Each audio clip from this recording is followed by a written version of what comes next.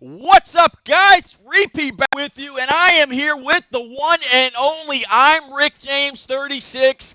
This is the last, or the second, semifinal race between NAOR and OMA, getting ready to run at the famed track that is too tough to tame, Darlington Raceway. Rick James, after this race, we've got just one more to go, and whoever advances between NAOR and OMA is going to face eSpark for the first ever community championship race. How are you tonight, sir?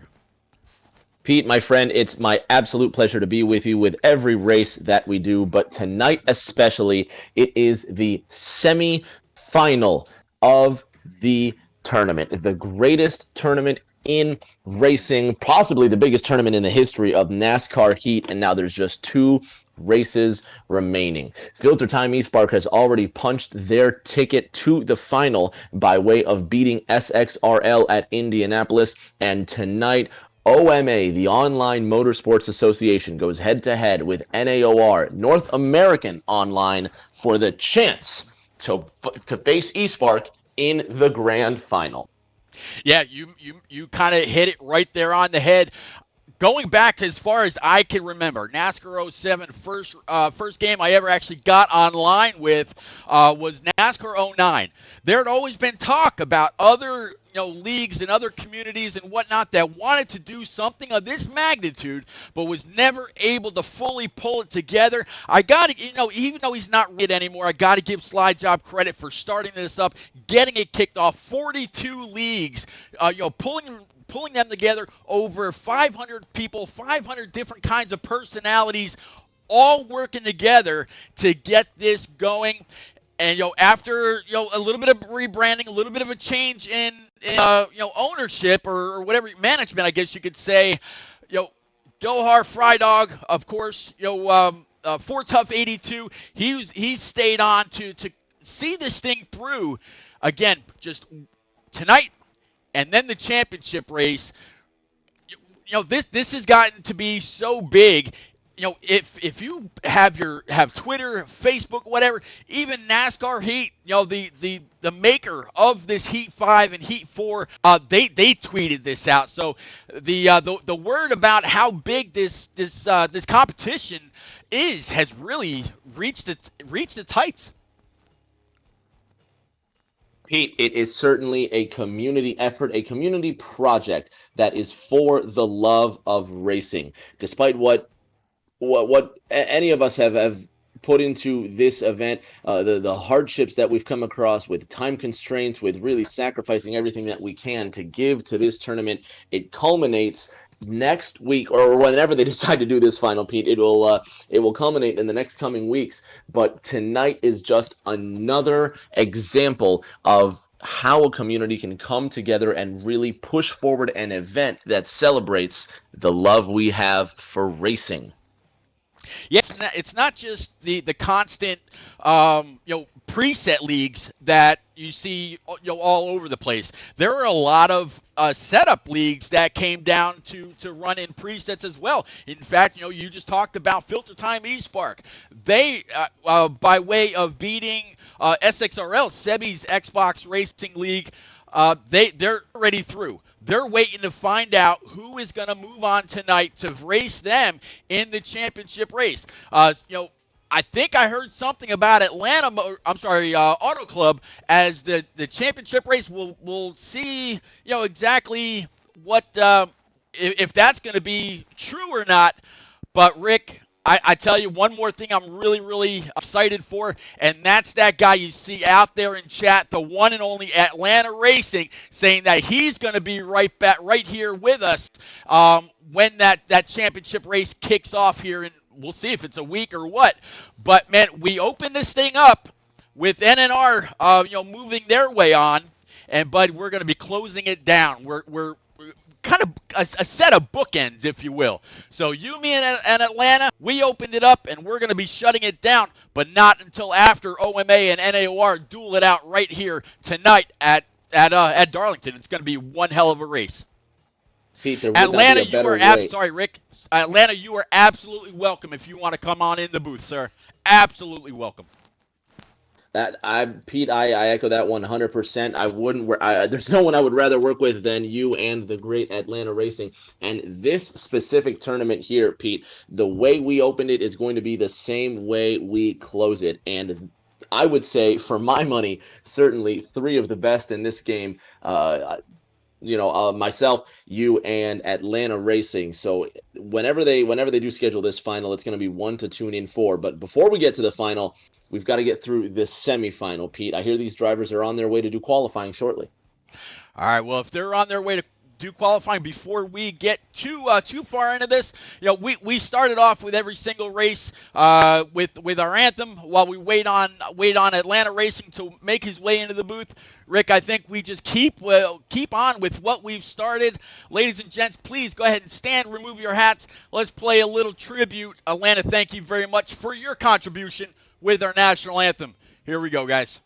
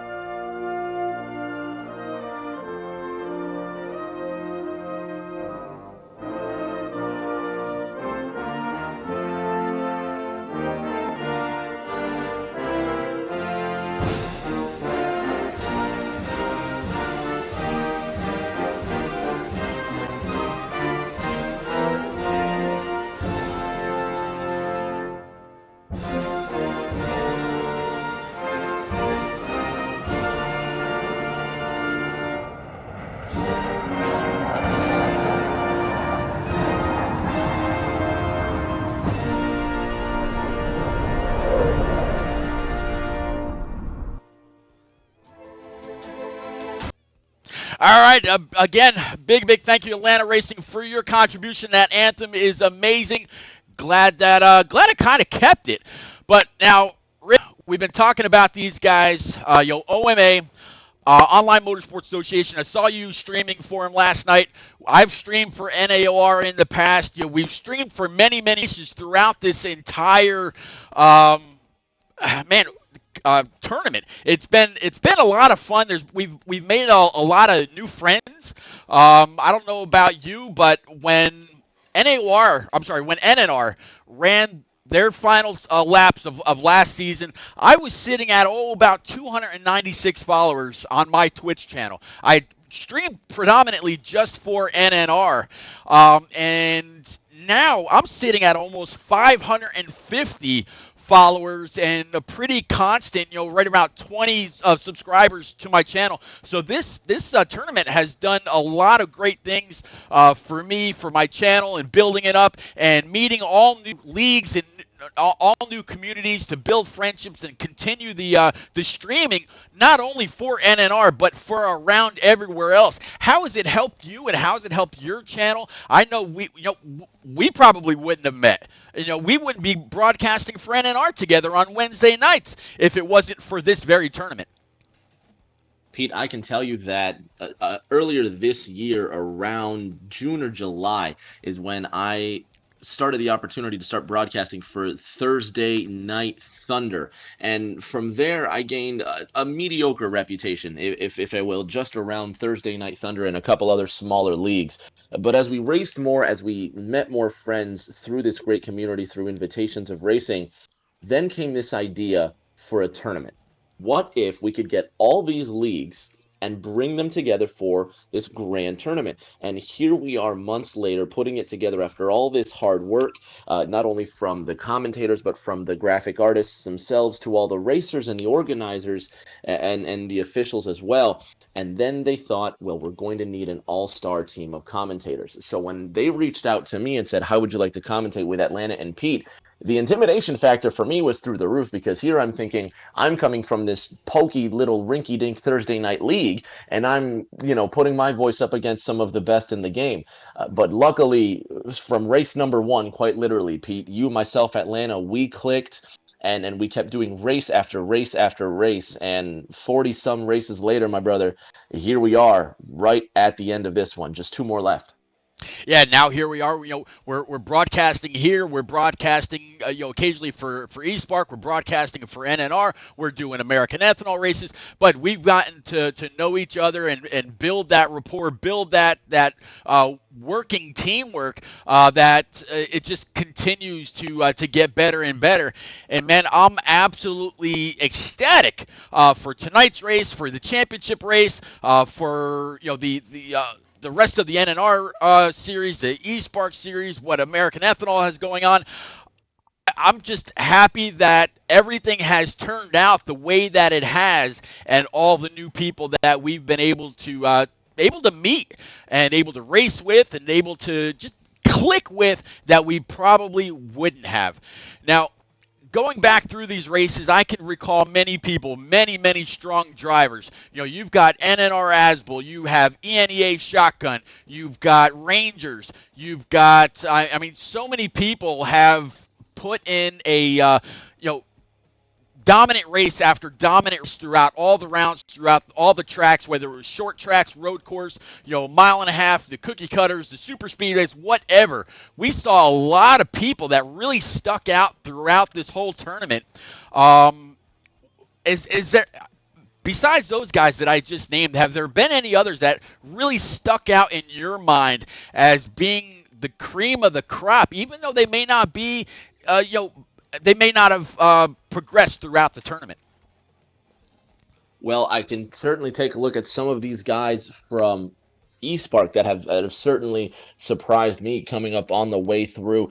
Stout Whiskey is one of those drivers that I didn't even know had the potential to go up there and constantly compete, but I was blown away insanely by just some of that absolute dominative skill that these drivers have when they compete against each other. Drivers like Sebi of Sebi's Xbox Racing League for OMA. You've got drivers like Drew LMAO. You have drivers, for example, I believe Bit Skydiver races for OMA as well. Names like that through these past few weeks, what used to be the question in my head was popped, well, who is this? Now it's that driver. So over the last 6 weeks, Pete, the reputation has gone through the roof, and the quality that we've come to expect has also gone through that same now shattered hole in the ceiling. Yeah, you mentioned one guy right there, Stout Whiskey. He is in the field tonight with NAOR. Now, I mentioned a little ways back that NAOR is now a shut-down league. They actually ran their last championship race about 3 weeks ago, give or take. And if they were to be eliminated tonight, NAOR would never be seen on the track, in a whole, or as a whole, I should say. After this, they've all kind of gone different ways. Some in American Ethanol, some in NNR, and others in different places.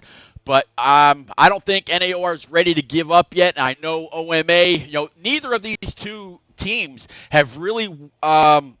They weren't subject of those vote-ins or the fan vote or whatever happened just a couple of short weeks ago. These guys both have raced their way all the way through. It's going to be great to see how they progress. And Pete, that's what it's all about. Certainly after the round of 16, each of these teams could think to themselves, wow, I finally have a chance to make it in. But now we're at the round of 4, Pete, quite literally with 3 teams remaining. The winner go home attitude means so much more to these drivers than it ever did at the beginning of the season. Pete, you mentioned earlier that we've made friends along the way and we've made great relationships. I think one of the best relationships I've made over the last few months of this tournament just showed up in the booth. Absolutely, just heard semi part of a voice for the one and only Atlanta Racing. Atlanta, you, me, and Rick, we kicked this thing off week one. And, man, I'm glad that you're here tonight. And from what I hear, we're going to be together again for the championship race, wherever that may be. I believe, Rick, you said it was possibly going to be Auto Club. But Atlanta, how the hell are you, man?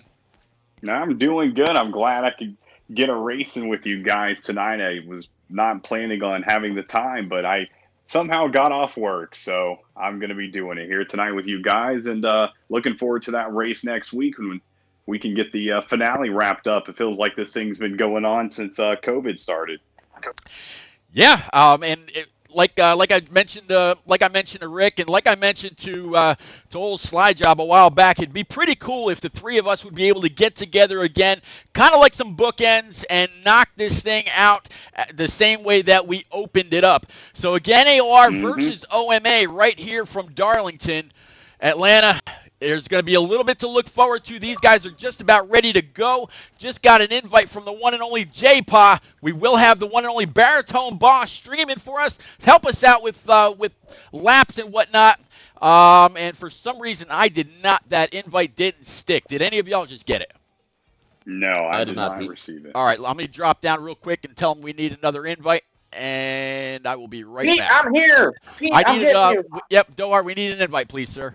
I'm getting you, sir. It's these Xbox servers. Ever since the new update, it's hard to give an invite out, so you have to do it through the Y button. So I'm going to send you and Rick one right now. They are getting loaded in, so give me 1 second. Let me know if you received those invites, gentlemen. Yep, I got mine. Got one now. All right. All right, so we're going to go ahead and get loaded in. Thank you much, Doar, for coming back to check up on us. Rock NASCAR, good to see you out there as well. So let's go ahead and back to you, Dohar. Thank you, sir. I got no invite. Thanks, I got Dohar. you, Alpha, thank you very much for the host. Absolutely appreciate you, sir. Good to see you out there. All right, so Darlington, the lady in black, track too tough to tame. Man, guys, looks like it's going to be the 48 of NAOR's Cheeseburger on the pole. The 12 Whiskey to his outside. 4-car of SW Golf. 22 of J-Pie himself.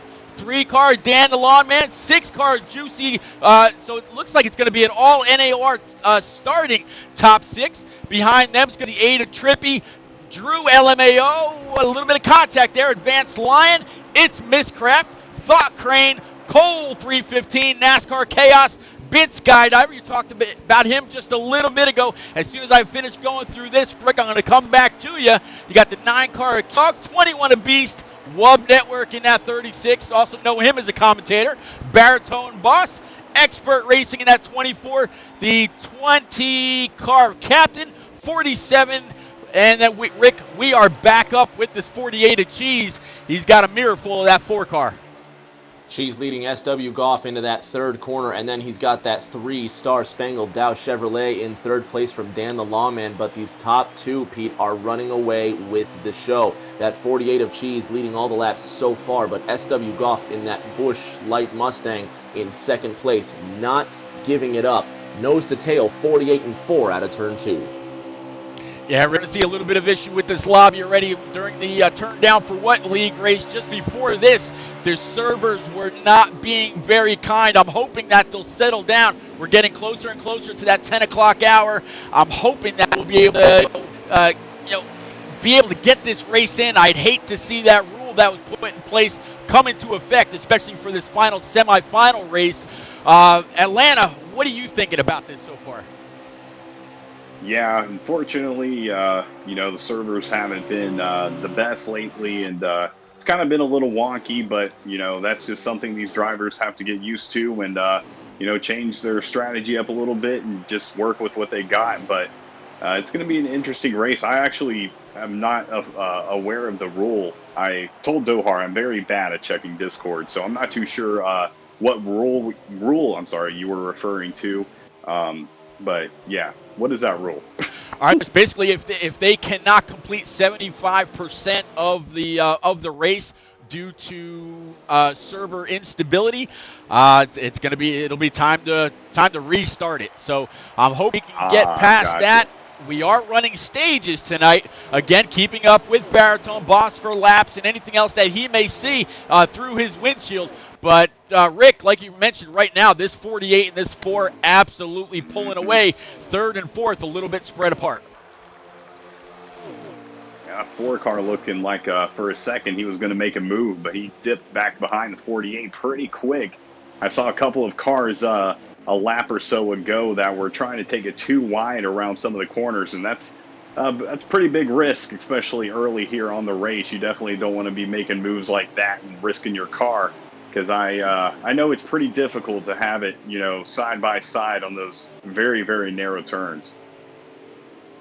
Yeah, Rick, predominantly a single file or a single lane track. I mean, you could try to get a little bit done in those corners. Like, I mean, you're really risking everything that you're doing if you attempt to pass like that through 1 and 2, but especially 3 and 4, as narrow as that is. You're really having to check up here, get that car turned as quick as you can to the left, and hoping that you don't get that stripe knocking you into the infield. This isn't just a U race. These races are all about the team, Rick. Rick, it looks like, or I'm sorry, repeat. It looks like Rick actually, he has left the Discord. He might have had a connection issue or something. All right, well, that makes me all more thankful that you're here, Atlanta. First, second, third, and fourth. First and second now, a little bit of a gap between them. Third and fourth, a little bit of a gap. And then you got a couple that are kind of tandemed up, all happening behind the 3-car of Dan the Land, and then the 6 of Juicy, as well as I believe this is going to be the 8-car of Trippy. So first 5, first 6, all single file. Atlanta, I think people out there are listening to you and really running this race in just a very long conga single file line. Yeah, I mean, this is one of those. There's a lot of tracks where you're going to be running single file line, but a lot of times that's going to be when you're drafting up, as we see a couple of cars that looks like hit the wall on the back straightaway. But yeah, just keeping it single file here and not taking any chances early in the race is what's going to really help you out. When I went to Talladega, I saw Denny Hamlin. He was running at the back the entire time, and then he ends up winning the race. I know that was kind of up in the air, but it's interesting to see somebody run at the back the entire time, just playing it safe, and then come out and win it. Sometimes that's the best strategy. Yeah, everybody, they've got to be there at the end of this. The stage points at the end of stage 1, stage 2, they really do matter. But stage 3, I mean, max points mean what, like triple what they do throughout stage 1 and stage 2. Frydog, Dohar, and I believe one other, might be Evil, I think, are officiating over this race. I don't recall the name of our pace car driver tonight, but we do have one out there, and yeah, they're going to be keeping an eye on everything from rough driving to to dive bombing into these very shallow corners at least at one end of the track. But they were really watching for quite a bit. They had a list of things they were going to be watching for in the drivers' meeting tonight at Atlanta. Yeah, I know how that goes, and I really appreciate the time that Dohar and people put in when you've got the drivers' meetings and stuff, because I know a lot of these guys get on 2 or 3 hours before the race and start congregating and getting everything ready to go for the show. So it's really cool to see that. But I just actually got a message from Rick James on Xbox, and he said that his internet was killed by the weather. So hopefully we will be able to get him back shortly. But yeah, that's Rick James's update. All right. Well, Rick, if you're listening on a tablet, phone, or something else, man, please feel free to work out there in chat, keeping people updated with what's going on. And it looks like we've got caution number 1 out there on track there, Atlanta. And it looks like it's going to be a manual caution. Yep, seeing the car slow down right now, getting ready to stack up and get ready for a restart. Going to be interesting to see if anybody goes ahead and heads down into pits. Did you say? I'm sorry, I didn't catch it earlier. Is this a stage race or stageless? This, I believe it's staged. I'll Okay, know here in just a moment once Baritone Boss works his way on past the start stripe. Yeah, there's 43 laps left here in stage number awesome. 1. I'm gonna guess that whatever happened with this caution, the 4 car of Goff was up there with 48 of Cheese throughout most of those initial laps. Now he's sitting back about P10 through P15. So something happened up there amongst the leaders. Yeah, definitely. And it looks like we do have some takers right there headed down into pits. A lot of the leaders going down there. Stout Whiskey is who I am currently on board with, as we see the 48-3 and the 12 car going to be leading things into pit. All right, so 48 of Cheese, the 3 car of Dan the Lawman, and the 12 of Stout Whiskey. So right now, top 3 runners, all from NAOR, but far, far from over. Let's see. Ironman, it's going pretty good so far, sir. No real issues. A little bit of a server bump, nothing too big. But these guys have been green. This is the first caution of the game, although at manual. But first chance for everybody to come on down pit road, make some adjustments, do what they got to do with the tire pressure, with the wedge. Maybe a little bit of a change in tape. Now, Atlanta, what are you looking for here since you've only got about a 15-second stop in order to make any changes? What would be your first adjustment to get done before you come back out on track? Honestly, it would depend on where I was running. If I was running towards the top, honestly, if I could pull it off, I don't know what the what it looks like on how long you can get out there with just a tank of gas, but I would try to make it as short as possible and try to keep my position, because the better position you have at the end of stage 1 is where you're going to be looking at a stage 2. So the better position, especially on a track like this, is pretty darn short. That's what I would do. I'm sorry, it's kind of scattered all over the place, my answer, but I would just pretty much take the least amount of tire and fuel I needed to and get back out there. Well, looks like the 29 Custom of Captain, our pace car for tonight, he's going to bring it on down pit road, releasing the field back to that 48 of Cheese. Again, he's control car, 3 car Dan the Lawnman, 12 car Stout Whiskey. They are your top 3 single file, and Atlanta, they are ready back single file all the way through turns 1 and 2. Yep, 48 of Cheese leading things once again in that awesome Ally car. Jimmy Johnson, fortunately, going to be running his last few races here in the next couple of months, so it's going to be cool to think back in the past and know that you got to see Jimmy Johnson race. That was one thing I was really looking forward to when I knew I was going to go to a race this year, was at least I got to see Jimmy Johnson race the last season he went out there. So I'm looking forward to maybe seeing him in the IndyCar series when they head to Nashville for the city circuit. That'll be pretty cool. Yeah, and it's been released that Alex Bowman will actually take over the 48. I watched the Dale Jr. podcast this morning, and they're not actually switching garages. They're basically just rewrapping the 88 cars with the 48 wraps. They're rewrapping his haulers and all that. So no real big changes, same crew, same all that, just switching the number and the sponsor on Alex Bowman's existing equipment. So if he's been able to have a pretty decent year in the 88, he's going to have a little bit of pressure carrying on what that 48's been able to do over the last 20 years. But man, he's gonna have a lot of money behind him. Of course, Hendrick Motorsports has some of the best equipment out there. It'll be interesting to see if Bowman's able to keep up with Chase and Byron, and if that leak is true that Kyle Larson's going to be running the 5 next year. Man, you're going to be looking at an awesome foursome once they hit the track in 2021. Yeah, I think it's so interesting, like the teams of NASCAR, and I just, as I've gained more and more, knowledge of the sport, just seeing how really just having a teammate right there can win the race for you guys, or is there another caution I believe is out? Yes, Yep, sir. Yep, yes, sir. 48's got it backed way down. Dan the Lawman right behind, along with the 12 is Stout. So your top three still from NAOR as they kind of woe it up a little bit, try to get back down to pit road speed.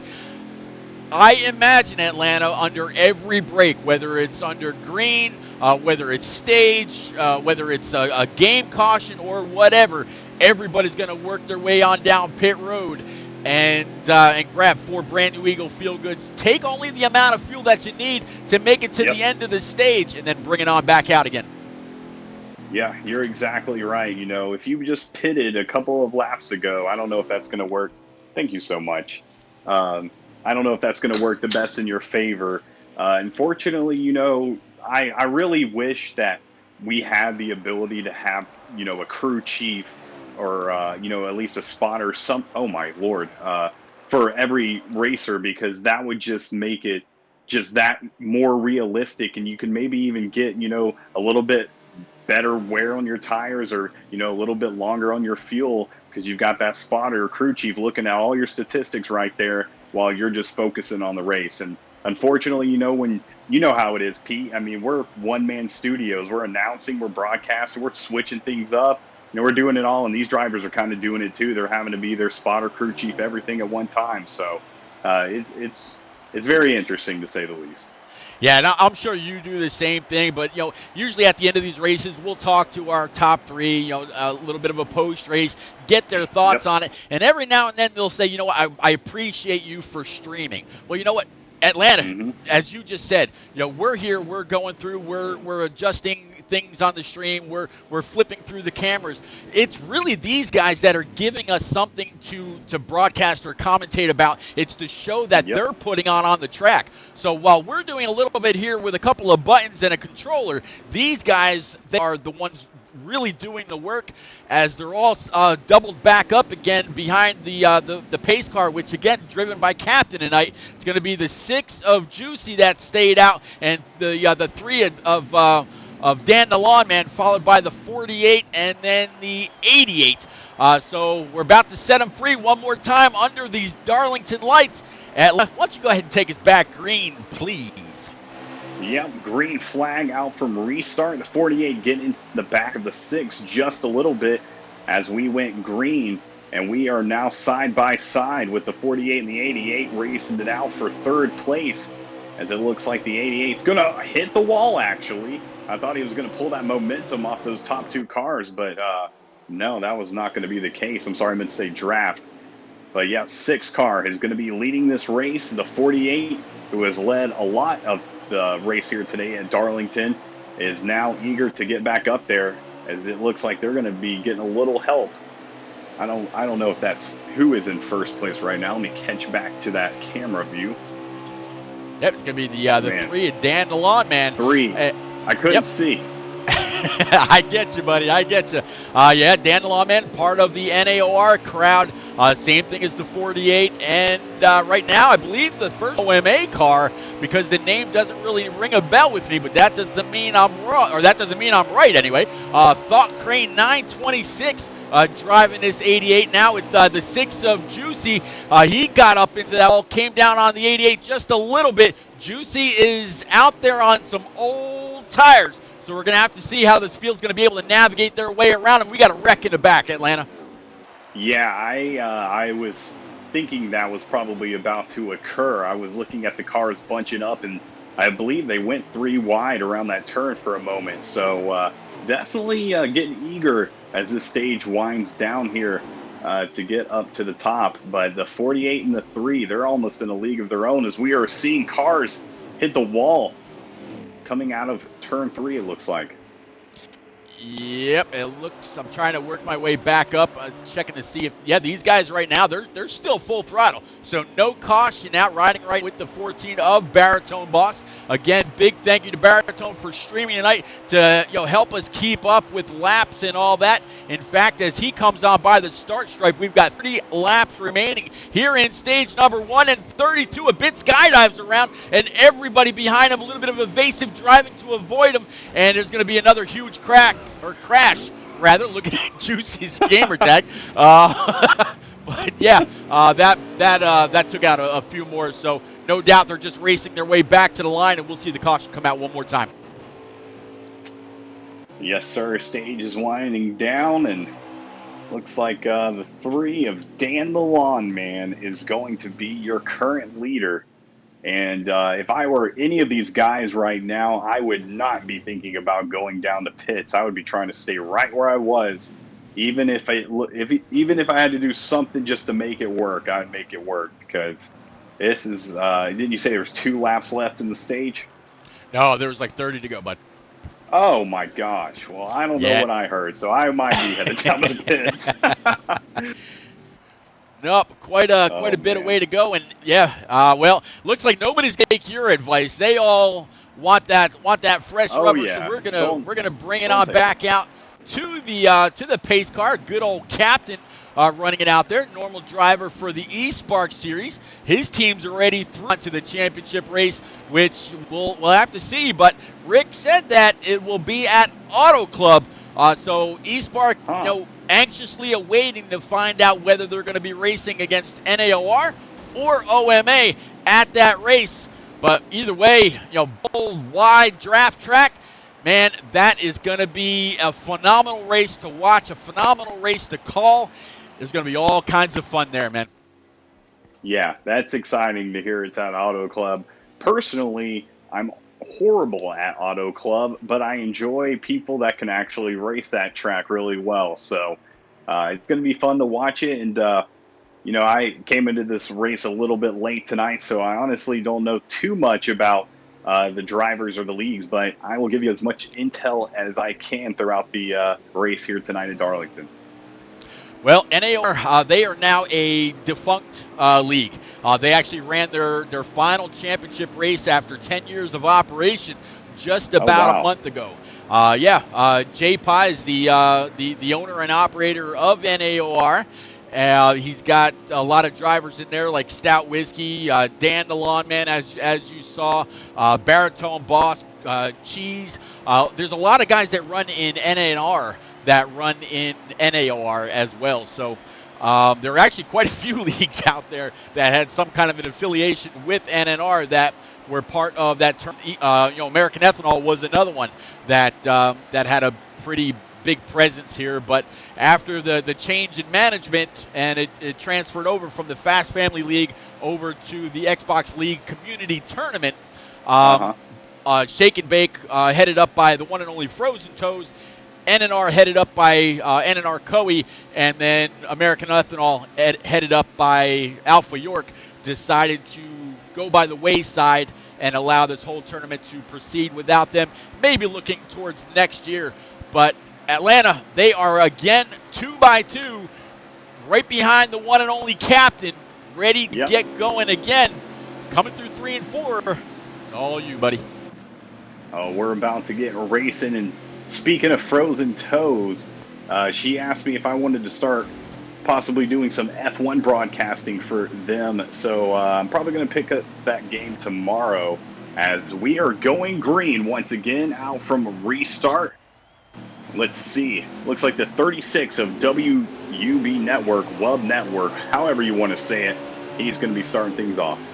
Yeah, definitely didn't look like WUB got that great of a start. Looks like it's going to be the 3 of Dan the Lawn Man out there in front. 4 car right hot on his tail. 36 going to slide up right behind the 16, and they're going to try to get single file out again as we saw before. Try to do that before we get into 3 and 4, so there's no hard feelings possibly when they come off, and going to try to avoid that Darlington stripe. A little bit of a battle for the lead coming off. And let me tell you, Pete, I don't know if a driver just lagged out or they just quit, but I can tell you that I saw a car disappear going around turn 2. So hopefully they just quit. Unfortunate to see that, but oh, it looks like Vortex Chaos lagged out. 66 is out of the race. Very unfortunate for him. That's going to be one car down for OMA. I don't recall that name on the NAOR roster. So again, he was talking. I'm sorry, he was talking through Discord. He might have a different name on there. So okay. let me go actually check real quick and see who that driver was lagging out. I believe it was the 66. But let me see. Yeah, 66 of NASCAR Chaos is the driver that lagged out. Gotcha. So when since these races are all about how well your entire team performs, not just a sole driver coming across the start stripe, in first place. You need multiple cars up inside the top 10 in order to do very, very well. I'm working my way back up to that 4 car, which is in the lead right now, as watching Bit Skydiver and Q Dog and a few others a little bit further in the back. Wub Network, you mentioned him a little bit ago, also a broadcaster. He goes by the name of Eddie Kalegi. I broadcast quite a few of the East Park races, so good to see him out there tonight. But SW Goff right now in that 4 with a little bit of a challenge by the 3 of Dan the Lawn Man. A little bit of contact through his inside, and Dan now he's got some company. They're 3 wide, 2 cars down on the apron, Atlanta. Man, oh man, they are racing like crazy here at Darlington. I don't know if I could hold it like these guys are doing, but we are seeing some chaos and some guys really wanting to get up to the top. Dan the Lawn Man, no longer your leader. We saw him leading quite a bit earlier on in the race. I'm going to go check real quick and see, because you've got to shuffle through everybody. You know how it is, Pete. Oh, yeah. Yep, looks like right now that 4 car's still got the lead. That's going to be Goff right behind him. It's going to be the 48 of Cheese. He is absolutely an NAOR and NNR driver. So Cheese with a lot of talent, done very, very well in any league that he races in. Yeah, that 48, he was just right to the back. He looked like he was about to make a move, but knew he just wasn't going to have enough. With the 88 now trying to give him a little bit of push, they might try to make something work. I don't know if that's the 48 signaling that he wants that 88 to help him, or he's just trying to get down and realizing he ain't got the room. Yeah, 48 might have checked up a little bit there right in the center. 88 gave him a big old shot. Good job by that 48 to hold on to it and check up not to hit that outside wall and possibly bounce on off and collect the next 3 cars behind him. 88, he's got a lot of damage on that hood. Not sure if that's from coming on down pit road, as you get a whole bunch of damage every time you try to pull into your pit stall, but it doesn't affect your aero. These top 5, top 6, top 7 now, all single file, and they have left the rest of the pack, Atlanta. Man, oh man. Yeah, that's what happens a lot of times at these races. You'll have a pack get up there, and they're running pretty well together, and before you know it, they're just taking off. So, crazy to see, but yeah, the 4 and 48. Oh, there's a wreck behind him. Yeah, that collected quite a few. Everybody else behind the 88 of Thought Crane wrecked out. Not quite sure what they collected even more in the back, but I'm sure that these top 2 right now racing it back to the line. 4 car Goff, 48 of Cheese, and the 88 of Thought Crane now off the throttle, waiting on the pace car again, Captain, to come on out and pick them up. I assume everybody will come on down pit road again. Change out those tires. They got to be scrubbed by now. 17 more laps remaining here in stage 1. Man, I love the fact that they race back to the line. It used to be so exciting, and it's still so exciting even in a virtual race to see it.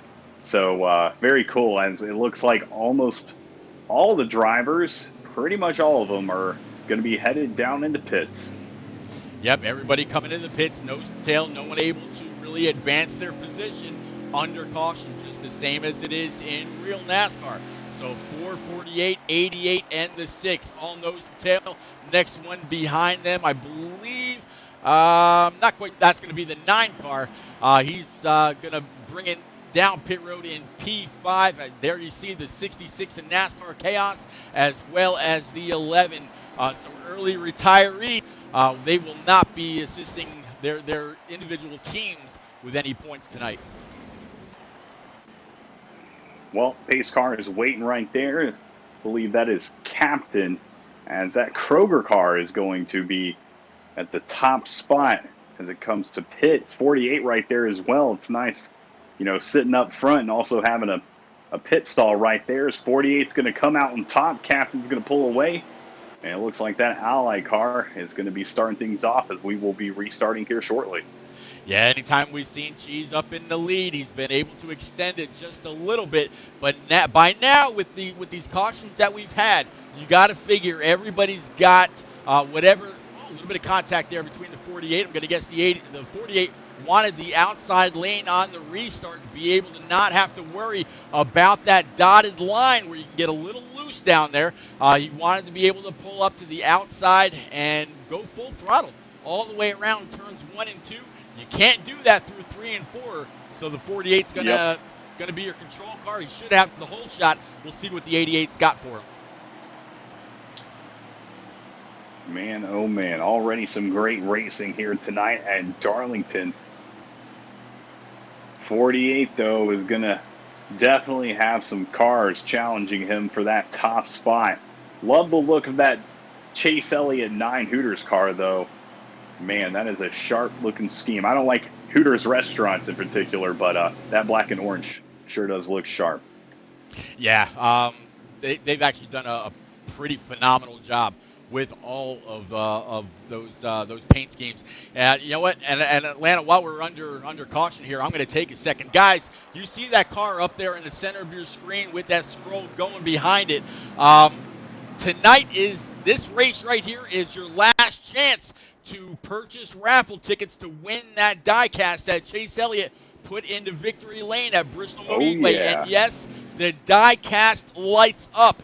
The same as Chase Elliott's rear end glowed, not only from the burnout he did, but those street glow or LED lights that he had under there. Yeah, the diecast has them too. You're not going to want to miss out. 1 entry for $5, 3 for 10. I'm going to put the link out there. Make sure you go on out and pound it. You're going to want to have your chance in. Atlanta, we're going back green. Oh, we're green flag racing. 48's going to have the lead once again, but the 9 car is going to be currently sitting in second. 88 trailing just behind as that single file line is growing on the back straightaway. Going to be interesting to see if the 48 can't hold off that first place spot until the end of stage 1, or if one of these other drivers and maybe a teammate can't push on past and secure that stage. Riding along right now with the 12 car Stout Whiskey. He's up on that high side. He's got the 4 car of Goff right underneath. Looks like they're going to be able to come all the way off, but will Stout get tight coming off the corner? You thought about that earlier. Looks like Stout was able to pull that off. Now going into 3 and 4, that's going to be just a little bit more. 32 Wisely checks up, lets Stout down. He did not want him making contact. Now they're racing side by side for second and third. They're actually 2 rows side by side. Oh yeah. Yeah, and they're pushing each other up, and we've got big contact and a wreck coming out of turn 2. Multiple cars, and it's still, man, it's still raking them up back there, spinning out, and I believe that is going to be a caution. Yeah, no doubt. As the leaders continue to race it back, you got the 48 up top. A little bit of door right there from the 4. Sent Stout Whiskey into the inside wall. I'm sure if they go back and watch that, Man, that will absolutely be a penalty for rough driving. Yeah, that's it's definitely not the way that it's supposed to go. I get the whole point of racing it back to the line, but that was unnecessary. Yeah, unfortunately, especially it is only stage 1, but as the stage winds down, you just naturally get a little bit more eager and, want for that top spot. And I could definitely see some frustration if you thought you maybe had a move on somebody and, caution's out or whatever. But, yeah, moves like that, you definitely want to try to limit because it'll get you a reputation real quick. Yeah, and there's still a long way to go. We're still in stage 1. We got stage 2 and stage 3 yet to go. You don't want to be that guy out here, driving, aggressively You want to keep some kind of a rapport with 10 laps here in stage one. We're not even a third of the way through, and if these guys are getting a bit aggressive because of what's happened so far, man, we may not see the end of these tempers, Atlanta. Yeah, it's just how it is. And I've said this since the very beginning of this tournament. You know, when you're racing with a group of guys that you may have never even met or seen before or raced with before, it's going to be a little bit different. You know, going out every night with the league race, you might have your rival, you have your teammates, but when you come out here, it's pretty much everybody's your rival because you don't know who heck you're running with other than, the teammates that are on your side. So it's really interesting seeing these teams compete together and rivals becoming teammates and new rivalries, I guess, being formed as we see leagues meet each other throughout the circuit. I'm trying to think of the tournament, trying to think of the term. But as we saw these guys, meet each other through the tournaments, and sometimes they met each other again, that just adds fuel to the fire. And here we are at the final two races, and we're getting, it's getting dicey. You want to have this title at the end of the day. Absolutely. Thought Crane in that 88, he's going to be the control car this time. 14 baritone boss, he's going to be to the outside. 29 car. I'm used to the 6 car from NNR, but the 29 a captain, that Do It for Dale throwback. Man, he's got this entire field woed up behind him. They all want to get going. They all want to be set free.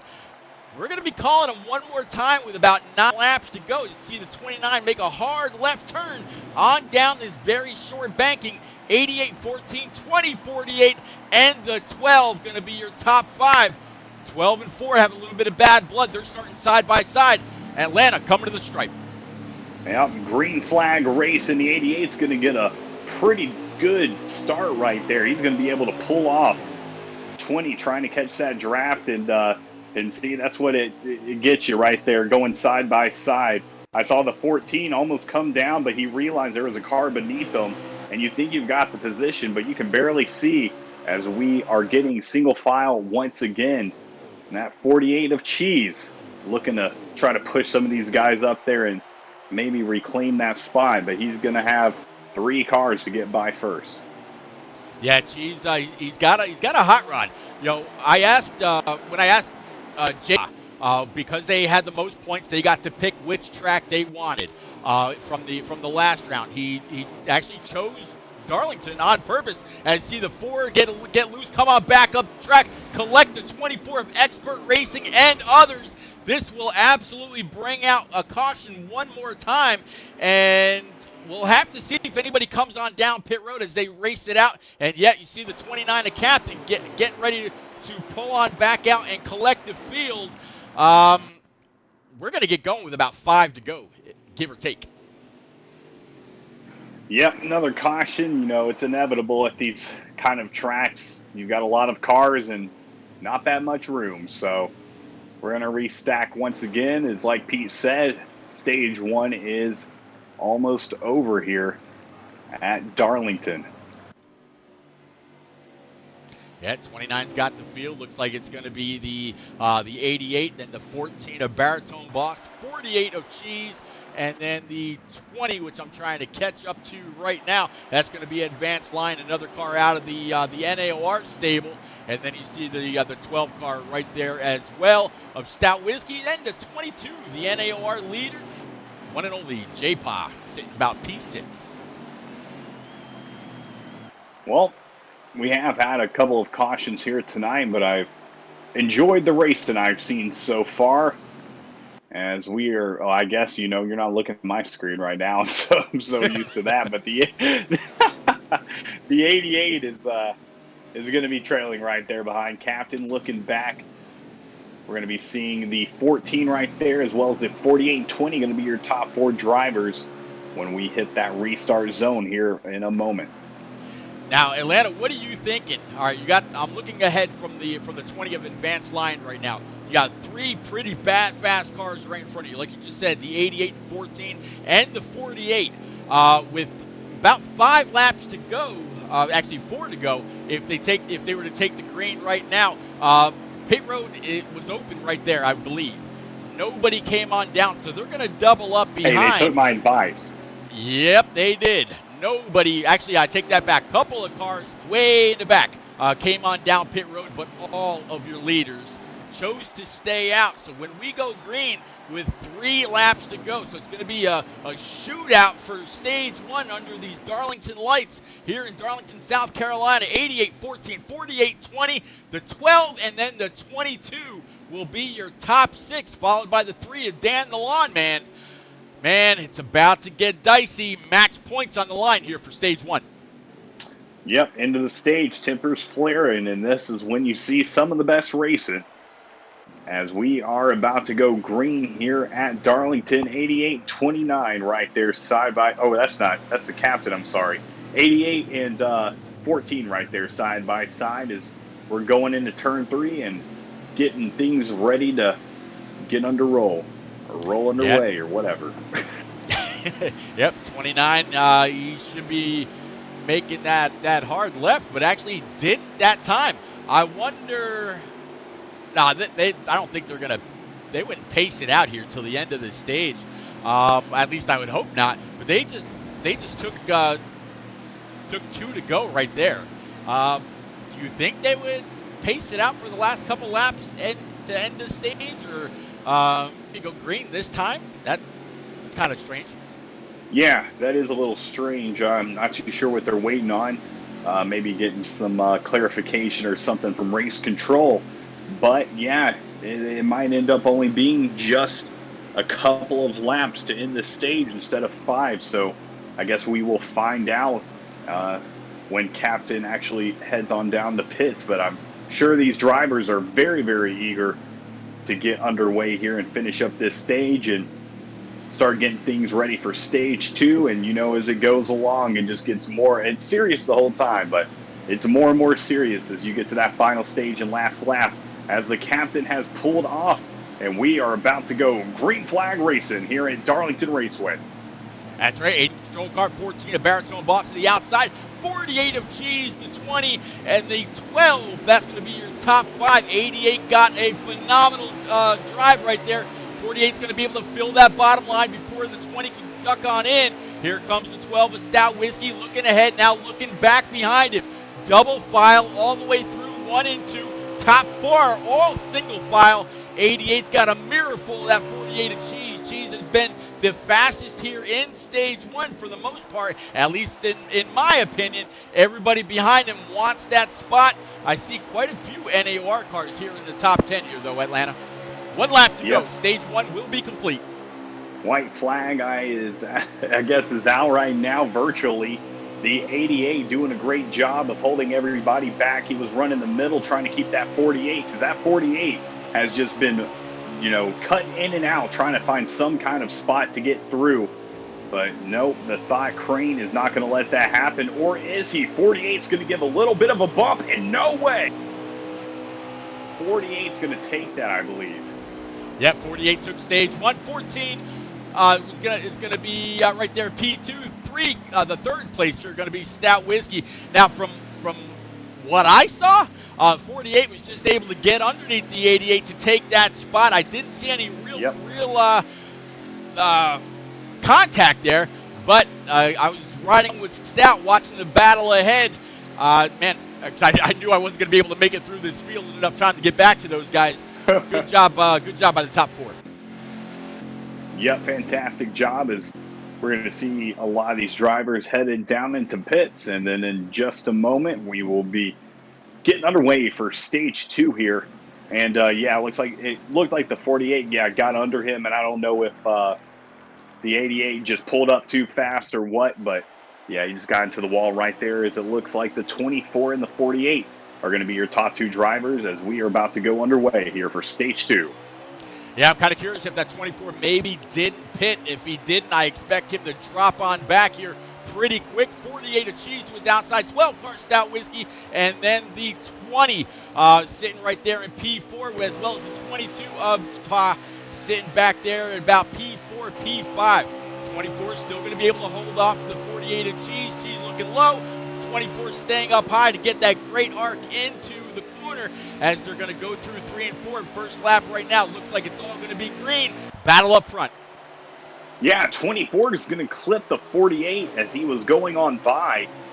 And that looks like it may have caused a little bit of a ricochet throughout the back of the pack. But, you know, being a car that did not pit, the 48 is going to naturally have more fuel and fresher tires. So he's going to be faster than you, and I think that's just what we saw in the 24 misjudged coming back down and just clipped him just a little bit as we have a car spinning and multiple cars wrecking right there out of turn 4. Yeah, I saw the 14 of Baritone Boss. He had 2 left side tires down on the apron, right side's up on the track, right at that change in the banking. You don't want to do that, but if you pinch down there, I'm not quite sure if that was the circumstance there, but if you get pinched down there, sometimes you've got no choice. If you go lower, you're going to have even more of an issue as they raced it on back to the line. We'll have to see what happened, but that was just very unfortunate for the 14 right there. Well, looks like, thought the 22 was going to do a little fake out right there, but no, he's going to be headed down into pits. And 48 of Cheese is going to be leading this pack down. Yep, 48 of Cheese controlling the field on the track, controlling the field, pulling down pit road at pit road speed. They've got 52 laps remaining here in stage number 2. Again, Darlington, South Carolina, Darlington County, South Carolina. One of the oldest and only remaining inaugural NASCAR season. I think the other one that's out there is Martinsville Speedway. I was actually at Martinsville earlier with the Turn Down for What Racing League. But yeah, the 6 of Captain pacing this field out in this Do It for Dale scheme. Looks pretty good. Some old Kevin Harvick number. And that silver, black, and red coloring for Dale. Looks pretty good out there under these lights, actually. Oh yeah, I've got a Dale Earnhardt die-cast of 124 I'm looking at right now. That's on my wall. So I love seeing that 3 car out here. As the 48 of Cheese is once again going to come out of pits on top, and it looks like he's going to be racing back to that pit car, and it looks like at least just one driver, I believe, stayed out. Yeah, I think it's going to be either that or they just beat the 48 off pit road.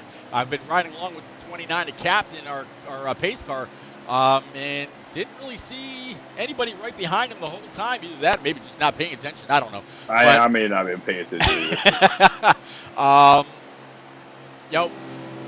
Yeah, 6 done a pretty good job. Unfortunately, hopefully, he doesn't lead the most laps tonight. 48's been pretty strong, but we have had a few cautions here so far tonight, Atlanta. I hope, I don't want to start to think about an under-over. I want these guys to get in here, get green, get some spacing between them, and then really let them race. Show what these guys have worked on all week long, getting ready for this semifinal tournament race with just 1 to go.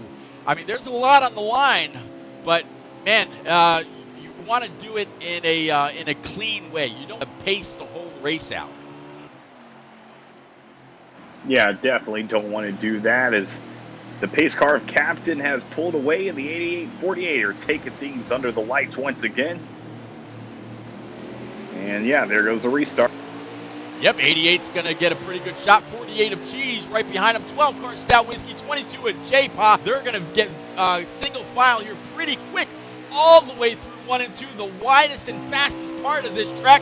48's going to look underneath the 88 just the same as they did as they came to the end of stage 1. 48's going to try to keep that Ally machine penned all the way down. 88's going to be wide open coming off the corner. We've seen people make contact right there. Still coming to the stripe side by side going through 1 and 2. Man, and that takes some really really good racing right there. Oh, it looks like somebody fell off. Never mind. I was gonna say, I mean, they weren't doing it for quite a bit, but yeah, it takes some hard work to run those cars right there side by side and keep it as clean as they did. Yeah, now that 88 putting a little bit of pressure to the 12 of Stout Whiskey. He's got 22 of J-Paw right behind. 40 of Cheese loves what he's got. He's got to be loving what he sees right now as they're side by side in his rear view. 88 down with 2 laps on that apron, hoping that he doesn't repeat what the 14 did. But as those guys continue to race side by side, 14 or 48 rather, this Ally Camaro is scooting further and further away. 12 car Stout now in control of P number 2, and yeah, we're still green here, Atlanta.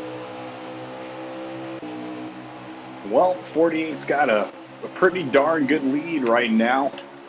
I'm gonna look back at some of these other drivers. We've got it focused in on the top camera, or the hood camera, I'm sorry, of the 48. But yeah, everybody's just racing to him right now, and like I always say, if they're racing behind you trying to beat each other, they're not worried about you. And that just gives you that much more time to get that gap even wider and wider between first and second. 48 has done that a couple of times here tonight. Cheese really standing out here at Darlington. Yeah, Cheese is he's absolutely he's in a zone of his own right now. He's got nothing ahead of him. He's got no pressure anywhere behind him. Stout Whiskey now running in second place. The 88 of Thought Crane in 22 of J-Paw in fourth. And then it's going to be this bright blue, a little bit of contact there with the 17 and one other, but trying to catch back up to P5 or P6 to see who that is. Okay, that's going to be the 47 of Philly season. Man, I wish I had a Philly seasoned right now. It's a Philly cheesesteak with some seasoning, some cheese whiz. Sounds good. I've never been a fan of the cheese sauce on a Philly cheesesteak. I just couldn't do it. It's yeah, it's definitely different, It's like kind of like, why is this on here? Yeah, yep. Let's see. Hey, Fry Dog, if you're still out there, can you take care of that Ivan Drez, please, if you don't mind? But yeah, back up now with this 48. 48 now. He's got half the straightaway looking back. As I look at him looking behind, he's really it seems like he's got his points down, and as long as he's hitting his points, he's doing a pretty phenomenal job. I don't see the 12 catching him. I don't see anybody really even getting close to running the same line. And I've gone through the field a couple times. Now it looks like the 88 has been able to get by that 12. No, they were doing some racing for that second place spot just last lap, but they kind of evened it out just a little bit, as Thought Crane is going to be staying in second place, and that 88, I know he has been wanting to, get up there and lead some laps, and he did so, I believe, at the end of stage 1, but we'll see. That 48, man, there's something about Cheese. He has definitely practiced here, or this is his home track or something, because, man, he is just taken off. Yeah, just saw the 12 of Stout Whiskey duck on down, allow the 22 of J-Paw to go on by. J-Paw had been all over the back bumper of that 12 body armor Mustang for a few laps. Stout definitely saw he was a little bit faster. He's going to allow him to go on up and challenge that 88, see if he can, grab 2 and, make sure that there's at least a couple more points in the bank. We should be hearing from the one and only Dohar or Fry Dog or somebody else here for a points update, since stage 1 is now in the books and we're well into stage 2. And Atlanta, we're starting to see that green flag look that I've been looking for. Yeah, this is what you want to see, and sometimes it takes a few laps, sometimes it takes a stage. For the drivers to kind of get used to things and used to maybe how the lag is affecting their car. But we're seeing that green flag racing, like you said, what you want to see. And 48 still up. Whoa, 48 still up there, and I think Frydog has entered the chat. A little bit of contact there between teammates 22 and 12 of Stout Whiskey Tango. That put the 12 hard into the inside wall. I know that that's not going to work out very well for those NAOR points, although the 48 still up top. The 12 was in a pretty good position to capitalize on some points here for NAOR. Next time Baritone Boss comes on by the start stripe, I'll go ahead and grab us a lap count, which is now 37 laps to go here in Stage 2, Atlanta. Well, it seems like quite a lot of laps left, but it's going to go by pretty darn quick. This track is pretty short. It's 88 still trying to catch up to our leader. Looking back at some of the other drivers, we're going to be looking. Oh, NASCAR Chaos. Yeah, I forgot. He unfortunately lagged out earlier, but the 9 car, saw that 9 Hooter is doing some racing earlier, and he's just going to be stuck in the wall. 24 going on by, and I'm not too sure if he has run out of gas or maybe he has got a tire that's really worn, but he's taking it easy or he is experiencing some problems. You guys want a point count? Hey, how about that? Bring it on, buddy. You know, that doesn't sound like Rick James. Where did Atlanta, the legend, get in here? First of all, Atlanta took the invite from the one and only Dohar and Rick that James. Doesn't sound like Rick. Here he is. Yeah, I'm kind of glad too because Rick ended up with a power surge and got kicked offline. So, yeah. Oh man, you got the next best thing, or maybe even better. Thanks for coming in, Atlanta. Appreciate it. Okay, well, after stage 1, we got 42-13 NAOR. Hopefully we get some more green flags because that stage 1 was a long stage. A lot of racing. Well, Frydog, so far it's been all mostly green flag. Stage 2. That 48's had that Ally Camaro in the wind and really hasn't had anybody challenge him. It's been pretty good here in stage 2 with this long green flag run. Looking forward to pit stops that should be coming up pretty soon. Yeah, you keep doing what you guys are doing. I'll see you after stage 2. Thank you, sir. Hey, get back in there and mod for me, will you? Yep, Cape out of the Twilight Zone comes Frydog. Talking about Cape, I got to do it real quick. Atlanta, that diecast that's in the top center of your screen in big orange, bold LED colored letters. Tonight is the last chance for entries. Guys, I'm going to put that link out here in chat again. Go on over, smash it.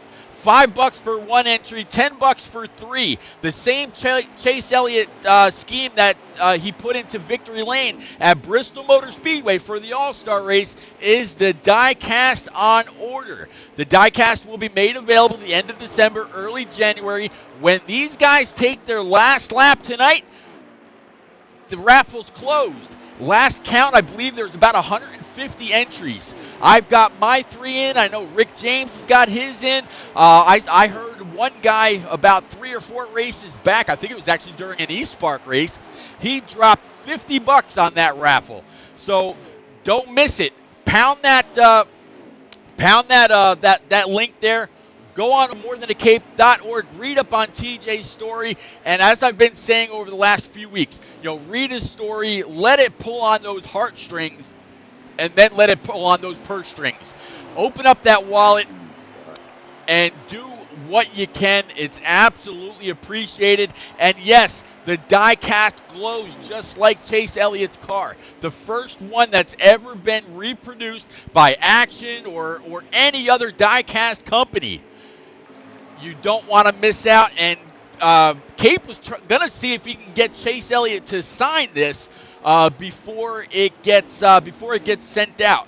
Now, more than likely, it's going to come from a company not exactly from Hendrick Motorsports, but hey, man, it's absolutely worth a try. And Cape, we applaud what you're trying to do for your .org and the charity and everything that it does to help the families that have the unfortunate circumstance of having to care for someone that's got pediatric cancer. Nobody wants to hear of anyone sick with cancer, especially kids.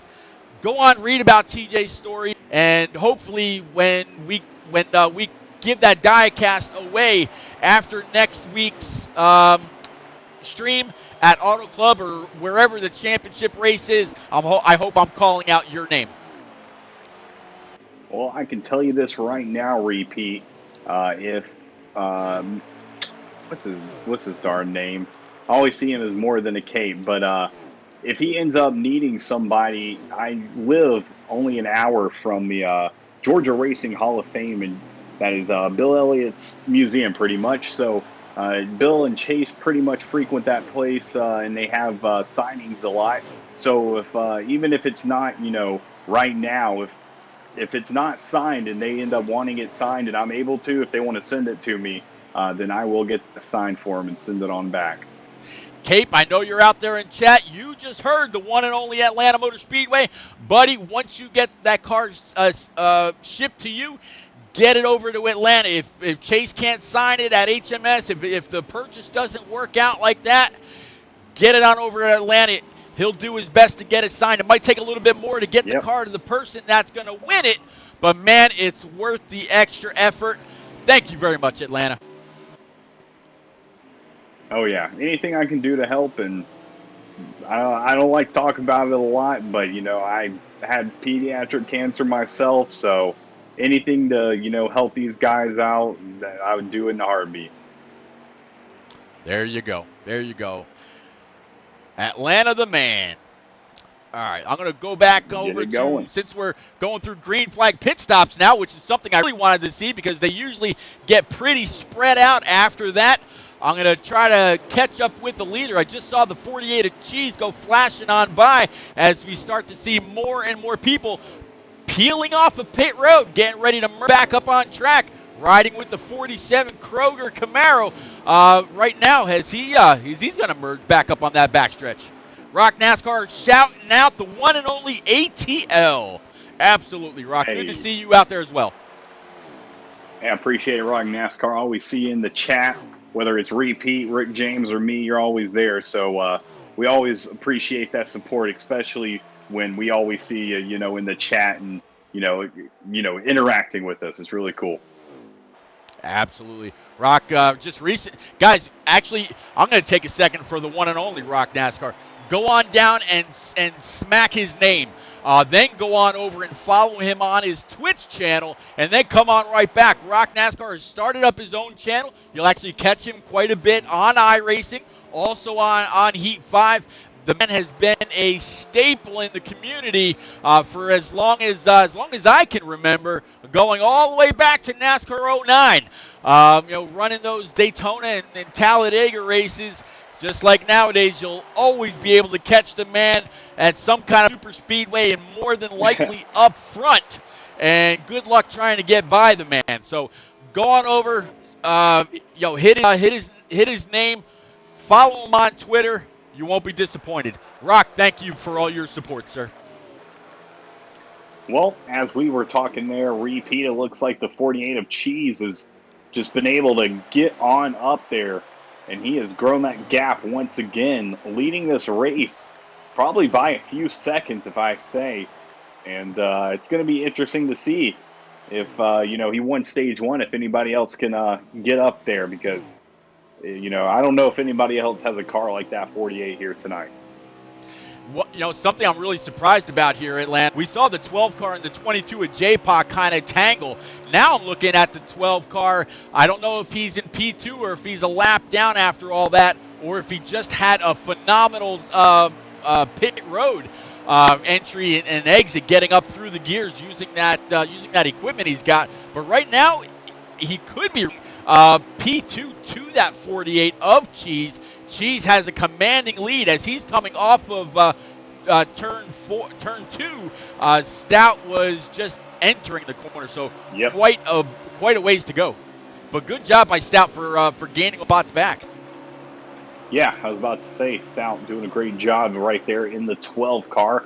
He is currently sitting in second place as he runs that car across the start-finish line, and he has lost position right there, but all good. 22 able to get on by. He is now going to be in second place. That's going to be, you say the name right. It's J-Paw, is that right? Yep. No, J-Paw. first time I saw it, it was like JPA48U. J Powell. Yeah. Yep. I get you. Oh man. But yeah, Yep. J Powell right there in the 22. He is going to be the car that needs to lead that line up to the 48, and this is the point of the race where you're really going to want to, just stay in that single file line and try to work with everybody else instead of, out racing each other for third or fourth. Why don't you pull everybody up to the pack and you guys try to race up there for first? So that's what I'm hoping here for. We've had this green flag for quite a while, so maybe that will continue out here through stage 2. Unknown user 0829, big shout out saying, let's go, Expert Racing. Well, here is that 24 Exalta Camaro for Expert Racing. He's got a little bit of damage, could be from pit road. Unfortunately, you still have that issue when you're trying to pull into your stall that you end up driving into or around the car in front of you or the car behind you. Never fully a clean entry or exit. As you see the 24 pull on down, allow the 9 of Q-Dog to go flashing on by in that Hooters Camaro. So now a couple of Hendrick Motorsports entries running nose to tail. But Atlanta, yeah, we absolutely got that separation that we'd been looking for. Continuing to go through the field, see if we can find those battles. Mm-hmm. Yeah, and it looks like the 48, I believe, is going to be coming up on some lap traffic now. And that can play a huge factor into the race, especially if you have a second place right up there behind you. Sorry, I'm just watching this 48, about to try to get by. But, I've seen cars before, one takes the inside, one takes the outside. And that car, that's about to be lapped has to go somewhere. So one of them gets the advantage and one of them gets the huge disadvantage. But 48's got nothing to worry about right now. He's going to catch the draft for just a little bit, and I'm sure he'll pull on by here shortly. Yeah, 17, all kinds of respect right there for that driver. He pulled down, let the 48 go. No sense in holding him up. 17 made a little bit of slight contact with the outside wall. Jeez, a little loose. Coming off of 1 and 2. Drifted it almost 3/4 of the way down that straightaway. Good hands by the 48 to hold on to that. Again, coming off 4, about to come to the start stripe, and we have, I got to say, we're going to be in the teens left to go here in stage number, Atlanta. Yeah, I'll tell you right now, Repeat, this stage has definitely gone by a lot faster than stage 1. And I don't know if the 48, I saw him doing that drift move last lap, but it looks like his tires might be getting pretty darn worn. As he comes out of those turns, you can see his car kind of coming out from under him, but we'll see. I'm here shortly, I'm sure, if we get a caution or if we see these guys headed down the pits again. Yeah, 48 really trying to keep that car very low on the entry and then very low again on the exit. Even though this track it's kind of like an egg shape.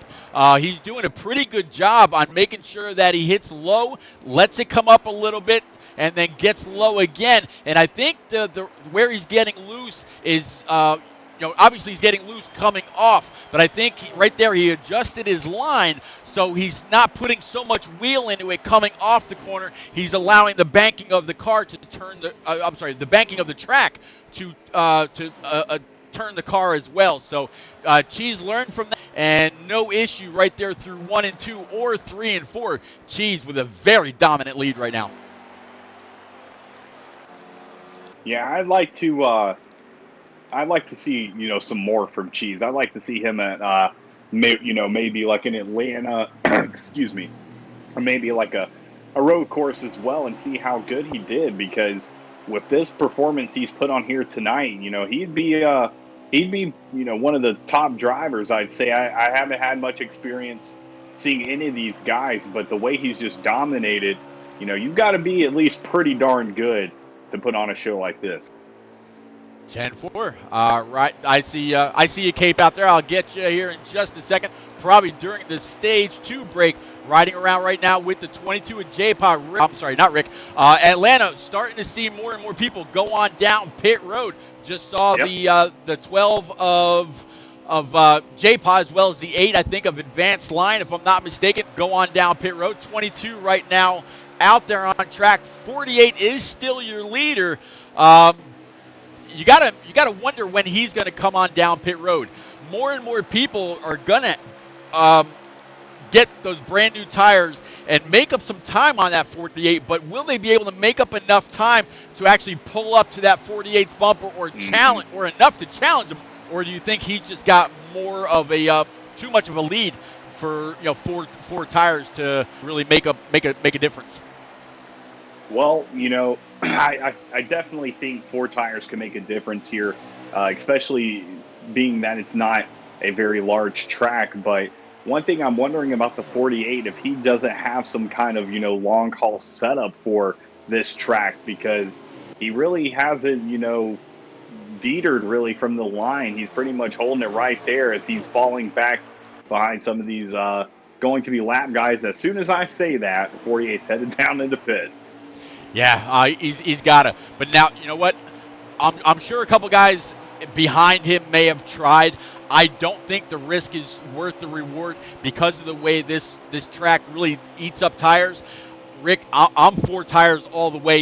Even though there's only maybe 10 to 12 laps left. Next time Baritone Boss comes on by the start stripe, I'll go ahead and grab that lap count. Again, big thank you to that 14 for streaming tonight. He originally wasn't going to, but did it as a favor to me and J Pine Stout. So we were able to follow along. 7 lucky laps, well, hopefully anyway, left to go here in stage number 2. And that was actually the 8 car Trippy Tricks that came in with the 12 of Stout. Not whoever I said it was earlier.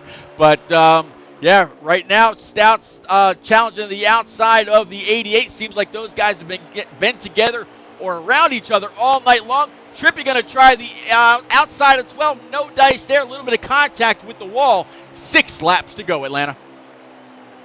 I told you this stage was going to go by fast, and it sure did. 48 now coming out of pits as he is going to be headed next to the 16 car. And I'm not sure where everybody's going to kind of sort out in that. But Expert Racing, let me tell you, he has got some serious damage to the front of that car. And it looks like my boy Rick James has joined the Discord once again. How you doing, Rick? We're going to persevere one way or the other, boys. I may not have the best sound quality available, but we're going to finish this up. If you all could send me an invite, I'll be in there as soon as possible to finish this up for you guys. All right, while you do that, Atlanta, thank you very much. Right now, the 3 car of Dan the Lawman, NAOR driver, coming across the start stripe right there with about 3 laps remaining. So the 3 car in the lead with about 3 to go. That could be a good omen. We'll have to see. Coming through turns 1 and 2, all the way down this backstretch, hitting towards the narrowest part of this egg-shaped track.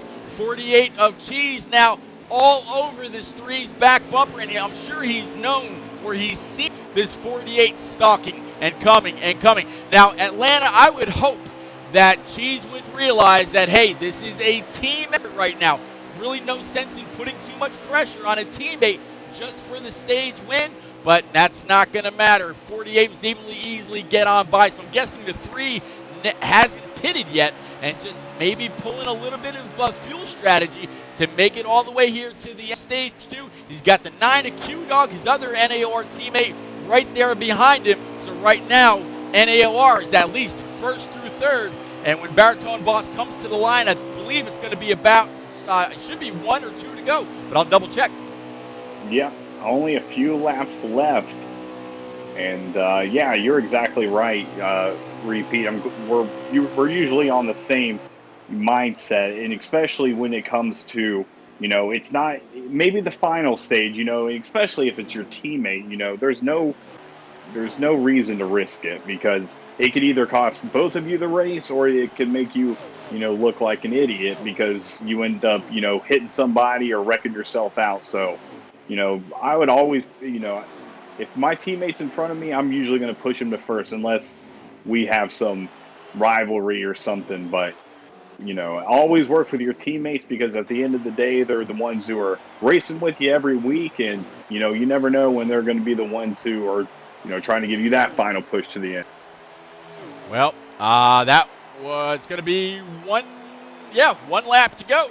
So 48's got a pretty healthy lead. Got the 3 car, got the 9 car, and I believe the 4th place car is going to be the 22 of J-Pa. And when we come back after the end of stage 2, I got that message from Cape that he put out there in chat to check. Yeah, I got something else that we're going to be giving away at the championship race in a random fashion. Always a lot of fun to do that. Cape, you are the man, sir. So stage 2's come to a close. First place, 48 of Cheese. Second's going to be Q-Dog. Advanced Lion third. Fourth, Juicy. Fifth, Baritone Boss. Bit Skydiver in sixth. Seventh is going to be Cole, 315. And I lost it from there. But, man, great finish all the way through. NAOR, a lot of drivers up there. I'm sorry, actually, no, the 3 of Dan the Lawnman. Cheese was running in P8. He was the last car on the lead lap. So only 8 cars, if what I'm looking at right now, were on the lead lap right there, Atlanta and Rick. I think Rick is still loading in currently. But yeah, that's really cool that giving away another little prize, or maybe a big prize, for the championship race, as we are going green for the final stage here at Darlington Raceway. Big time racing here tonight. God, I'm sorry, I didn't interrupt you. Go right ahead, sir. No, you're good to go. All right, 3 car Dan the Lawman, 9 car of Q-Dog was to his outside. Dan got a pretty good start. Now, I'm assuming that Dan is going to do a great job here in stage 3. He is Dan the Lawman. No grass in this infield. No reason to come off the surface. I expect to see this 3 kind of scoot up and scoot away. He was able to win stage number 2. Let's see what he's got here for the long haul now, Atlanta. Well, looking so far, we've got 2 cars that are looking like they're going to take a big old risk right there. Oh, and it looks like a couple of drivers maybe forgot to pit, and they're going to be headed down. Yeah, we are back under caution. Oh, we're under caution. Yep, first caution in stage number 3. And you know what? I might as well take the opportunity. Y'all saw that message right there from Cape. Tell me to check my messages. Oh, but how bossy of him, huh, Atlanta? I tell you. He says, got some breaking news. We will also be raffling off Dale Jr. 124 scale diecast next week during the championship race. Will be a random scheme he ran. So, bit of a surprise with a surprise. Not too shabby, Cape. Again, thank you very much. I'll be very happy and honored and willing to raffle off that diecast right to my collection. I mean, to anybody out there in chat. Absolutely appreciate you, sir. Yep, and if you want to hear something messed up, so I had somebody win earlier in the tournament, and I was a little late because I was moving, sending it to them, and it said it got delivered, and they never got it. So I'm going to end up having to send them, try to go find the same cars and send it to them again. But I had 4 NASCAR like trading cards that I had sent them, and I don't have copies of those. So I guess I'll be sending them some cool ones I have then to replace them. Yeah, talk about cards. And I still have. Go ahead. Sorry, I was just saying that's Beast Football. I don't know if you're watching, but yeah, I'll be sending that back soon. There you go. Yeah, talk about cards. You know, when during all last season, during the NNR season rather, I told everybody as soon as I got my first Twitch check, I was going to pay it forward. Well, I got that a little ways ago, and I went out and I bought 5 $10 NASCAR.com gift cards, 3 Amazon.com gift cards, and a Dale Jr. Chance 2 diecast that I'll be giving away. And you know, there's quite a few followers out there. Usually been hovering between 15 and 20 subscribers a month. But man, if y'all go up, if you've got Amazon Prime and you've got Twitch, merge the 2 together. There's no reason not to do it. That gives you one channel to follow every month. You don't see the commercials unless it's one of those, you know, ones that were put together for me, for example, by NNR Mountain. You know, that shows you the NNR webpage and how to follow NNR and all that. But those other pesky commercials that pop up throughout the stream, you don't see any. all you see is constant content. And yeah, if you go up and you smash that subscribe button, whether it's with Prime or you pay the $5, you could be one of the ones that I'll be calling out very, very soon to give you a choice: Diecast, an Amazon.com gift card, or a NASCAR.com gift card. I've got, again, 9 things that'll be making their way out of my home very, very soon. Go on up, pound that subscribe button. Repeat.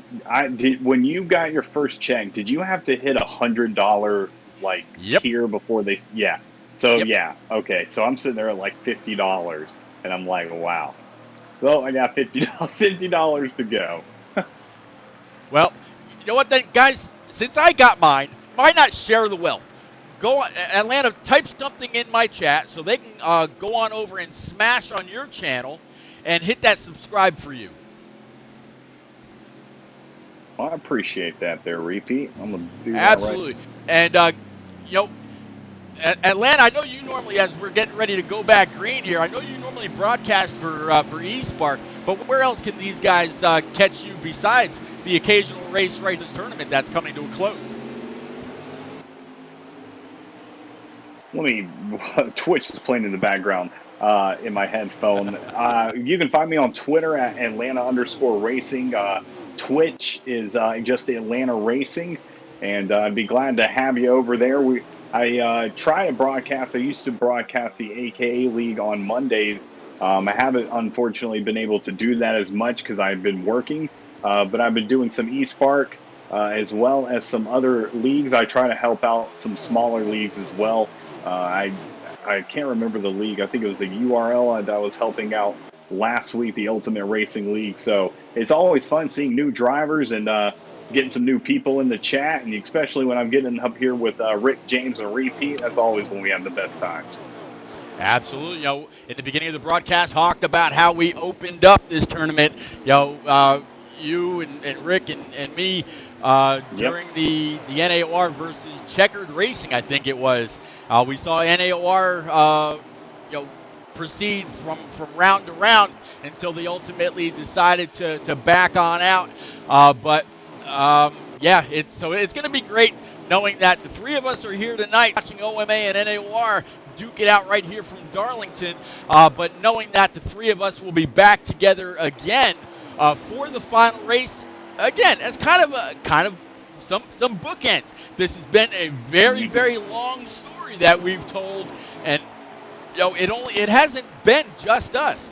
You know, we've had Eddie in here, we've had Katie in here, we've had Vols in here, we've had Wub in here, we've had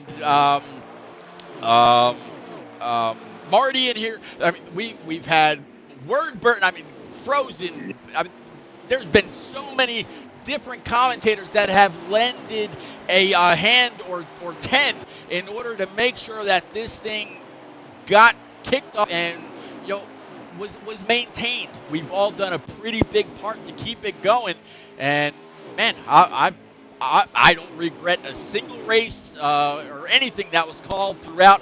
It has absolutely been a blast. I'm feeling that way now, and we're not even done.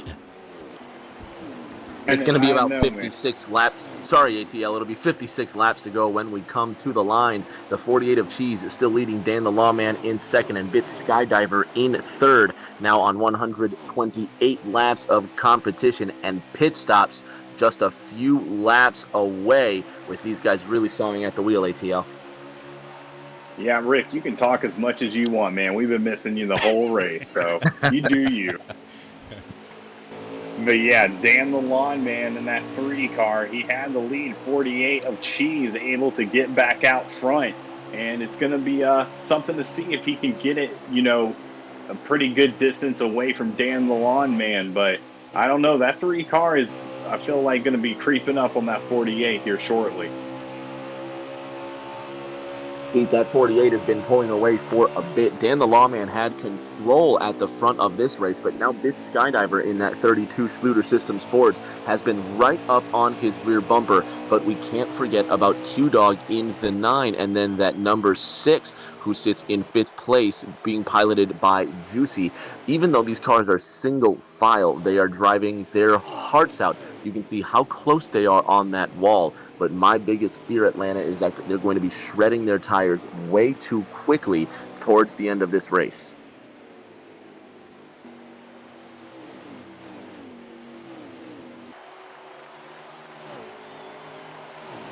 All Okay, single there it file goes. now.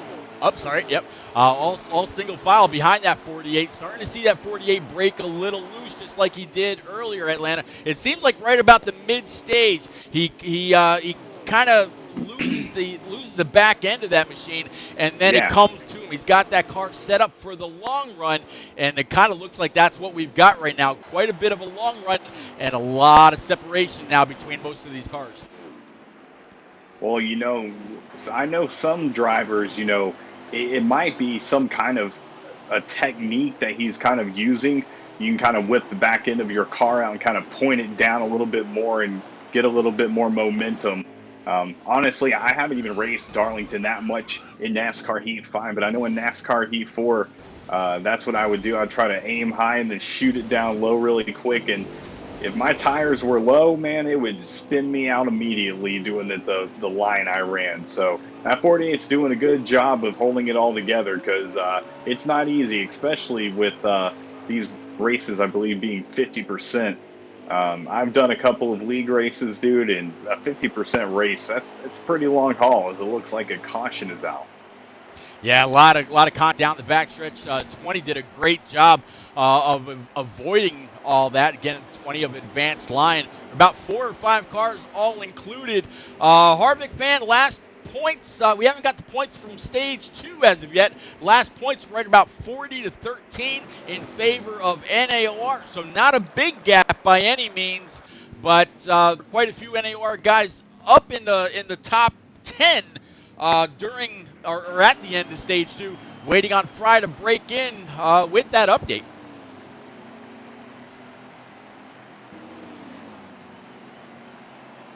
Ricky, where's Rick James? There we go. You got me, ATL? Oh, yeah, I got you. I just wanted to give you a chance to talk. I didn't know if it was working or not. You don't want to give me that freedom, ATL. Even under caution, I'll still talk circles around this entire racetrack, man. I could talk for longer miles than you guys have been driving, but from what I've been seeing so far, these guys are really putting in as much effort as they can, which they absolutely have to. We're going to take this green flag with less than 50 laps to go, and I'm not certain what their exact mileage is, but if it goes green to the end, it's going to be at least 2 more stops. So this race could be blown wide open by any strategy or any sort of cautions. Mm-hmm. You are exactly right, as it looks like the 48's going to win. The race off pit row 3 is going to be right behind him, though. I feel like it's going to end up being a pretty big battle between the 48 and 3. But like Rick James said, you never know what is in the future. So a wreck can change everything in a second. So we'll see here in a moment as they are restacking up. And Repeater, Rick, do you guys have a count on how many laps are left in this race?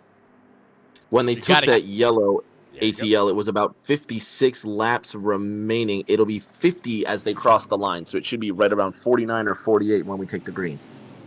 Sounds like a plan. Well, there is Captain once again. Greatly appreciate him doing the service of being the pace car here tonight.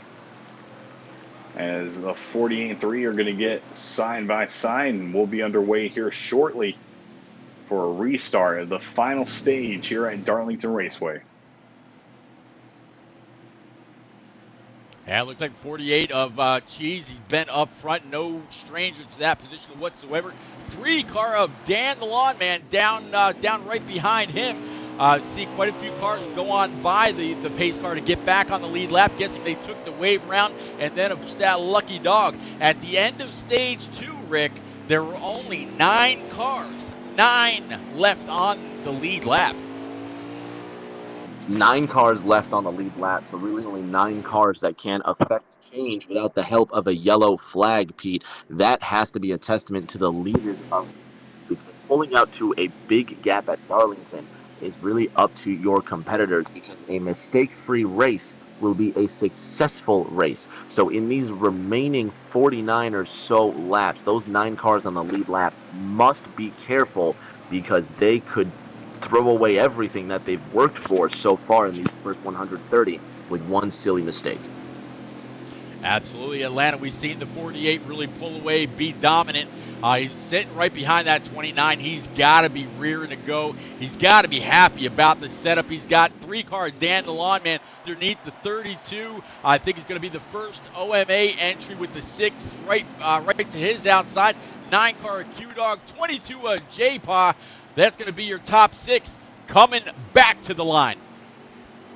Here we go, racing. 48's going to start things off once again, and there's third. I'm so sorry, the 3-car in second. Thinking too far ahead as I talk, but yep, there you see the 48 almost lose it. It looked like a little bit, that back end coming out as they are single file lining it out of the back straightaway into turn 3.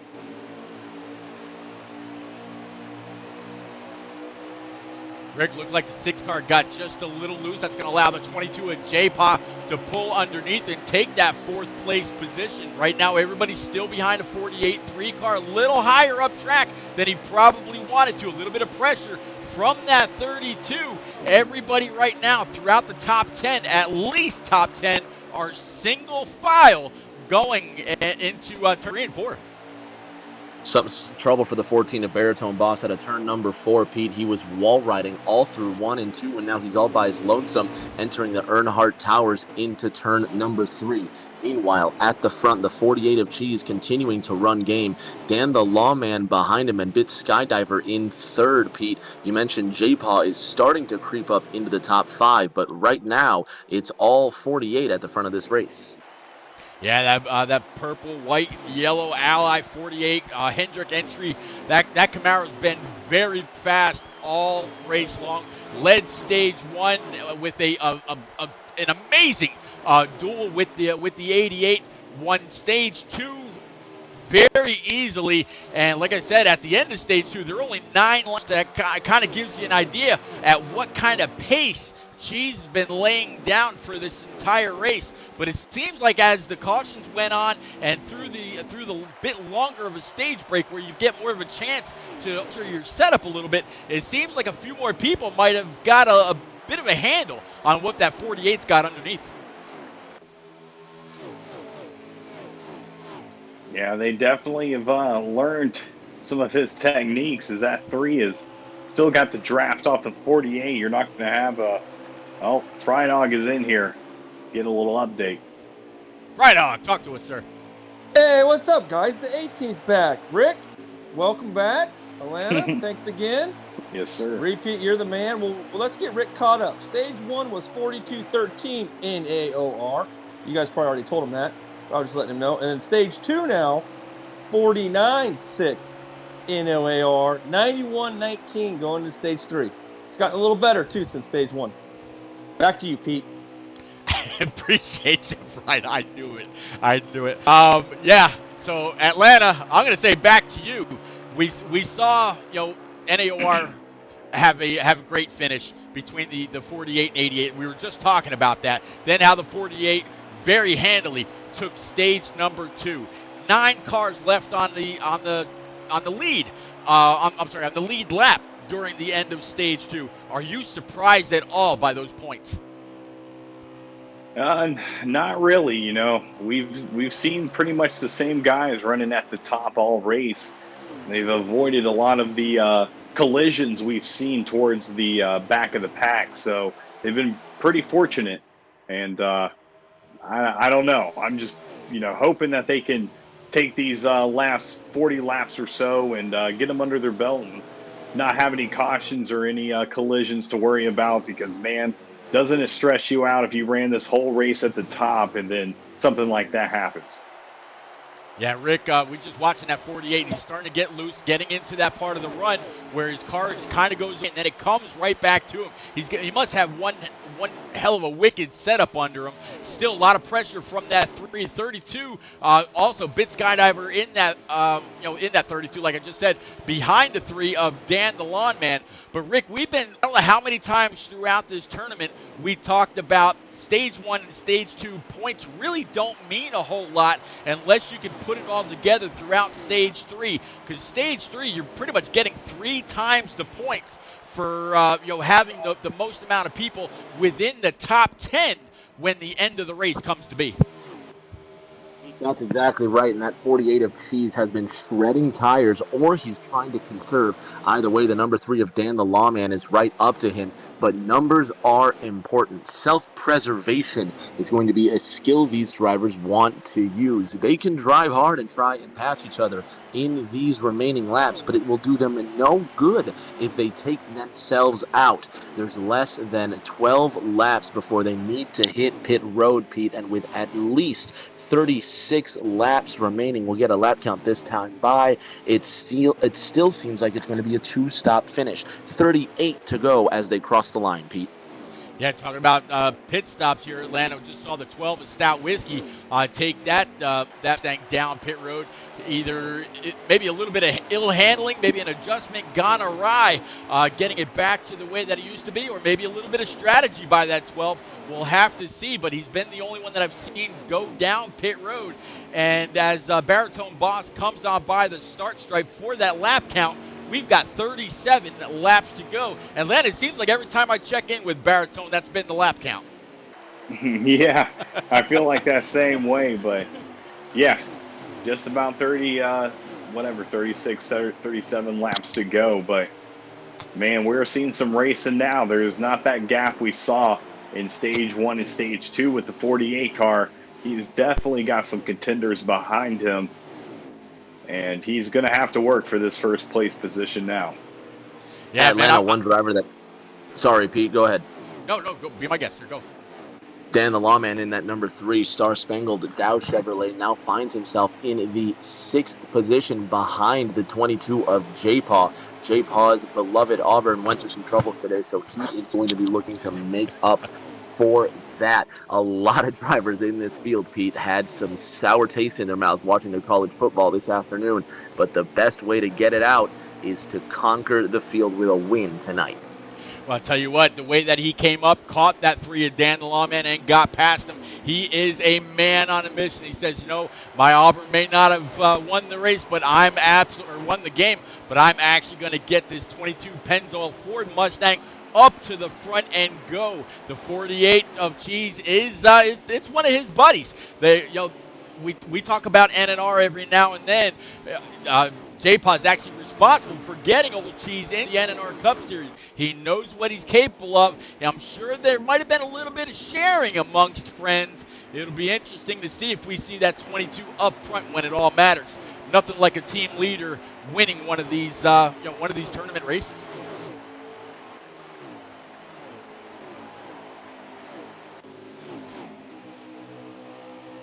Absolutely not, Pete, and that's exactly what this is about. Not only is it about the community, but we're here to show off the team strength. Certain teams can get by on their brute force alone, just absolute speed, where other teams had to be more cunning and use pit strategy. Some teams in this tournament used draft practice, and they used math to make sure that their pit strategy would serve them to the end. Right now, Pete, in these final 30 laps, as the cars come back under caution, it seems like it's going to be nothing but the fastest cars available will win this race. Yeah, back under caution here, Atlanta. Saw a little bit of a duel there between the 32, a bit skydiver, and the 24. At least that's what it looked like to me. 48 still had that lead, as it looks like pit road is going to be open this time. The 29, do it for Dale Camaro with the Earnhardt colors here at Darlington. It looks like he's going to collect everybody that was a lap down. So a few people going to take the wave around, and one person get that lucky dog go on by the pace car. Yep. Caution is out once again, and we're definitely going to see a lot of drivers headed down into pits. And it looks like the 24 is going to be staying out once again. Going to be interesting to see if he's got enough tires and fuel to last him. Well, last him at least to the next pit cycle. I'm sure they're going to have to pit maybe one more time before the end of this. It will absolutely be very, very close here, Rick. I don't think they can go all the way, but you know, you've talked about the 48 shredding their tires. What about this 24 and this 36 staying out? Okay, the 24 is he's gonna take the wave around. So is the 36. So they'll start tail end Charlie, but looks like the 12 of Stout Whiskey. Yep, he's gonna go ahead and get a lap back as well. I mentioned 12 car Stout Whiskey went down pit road as these guys were all still out there on track. So this may not be too good for Stout, but we'll have to see. Absolutely. Now it's going to be 30 left when they cross the line, about 29 or 28 to go when we restart. So tires will come at a premium, Pete. Unless these drivers are getting a restart with less than 10 laps to go, I can't predict anyone would be brave enough to try 2, let alone no tires. Expect everyone to have 4 tires and fuel all the way to the end. Yeah, Atlanta, you got to figure, unless they really practiced it, you know, they got their wedge just where they need it, maybe a little bit of an adjustment on the right rear, left rear to free it up or kind of snug it up. Unless they practiced this kind of scenario, I absolutely would not just take right side tires and hope they hold on, because you need that left rear to kind of keep you grounded around some very, very different corners. You know, the corners in the banking at this track are nowhere near the same at the opposite ends.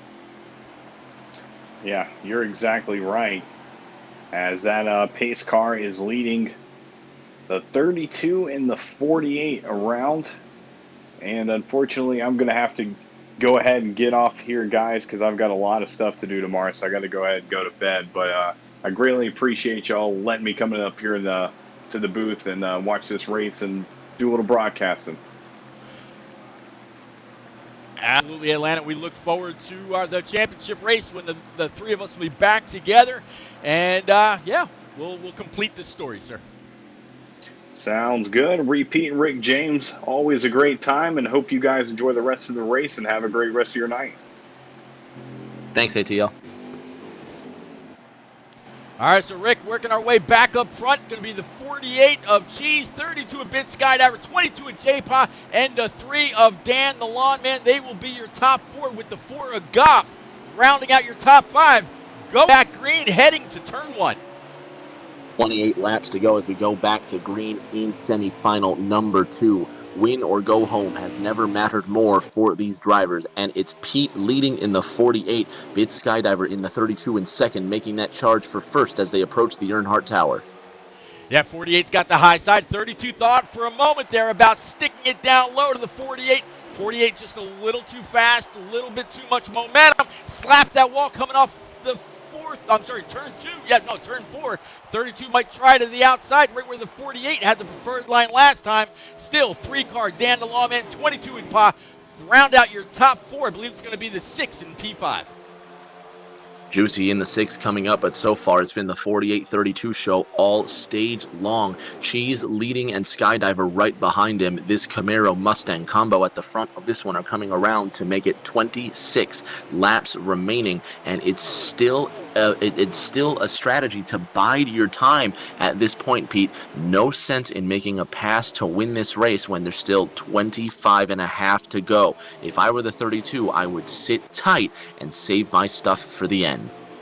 You know, talk about saving stuff for the end. I don't know, Rick. You know, riding around with Baritone Boss for the lap count and everything else. He's got 20 in the tank, and there's 25 now go as the 48 and the 32 come screaming on past the start stripe, nose to tail, tandem style into 1 and 2. Everybody's going to have to pit one time. 4, maybe just those right sides that Atlanta talked about, or and also just that splash to bring it to the end. We'll see as the laps continue to tick down. This top 5 right here, the 48, 32, 322, 8, now being joined by Goff in the 4. So this 6, the 2 cars nose to tail are about to be joined by Dan the Lawman and J-Paw, but don't look ahead too far or you might sleep on the competitors behind. 24 laps left, Pete, and it's still a 2-car tandem pulling away. Yeah, 2 cars, 4 cars, 48 G's, 32 Bit Skydiver.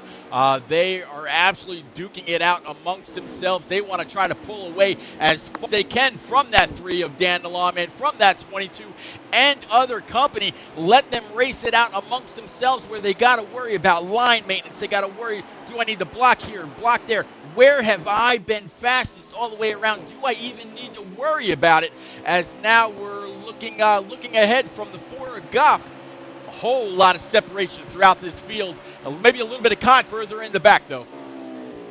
And that right there, Pete, you can see the separation between the top 4 and then 5th and 6th place, respectively. Q-Dog rounding out that top 6, barely hanging on to the draft of Goff, but he's pulling away from that number 20 Sport Clips Camry being piloted by Advanced Lion. And I don't know what they're playing at right now, Pete, but so far they're keeping a very uniform gap between each other, certainly practicing their social distancing the best they can. Yeah, these grills serve as a big old mask, collecting as much air as they can to keep these engines nice and cool. Certainly cooler than probably some of the tempers inside the cockpits of these cars. But looking ahead, as you mentioned, from that 20 of Advanced Lion to the 9 of Q-Dog.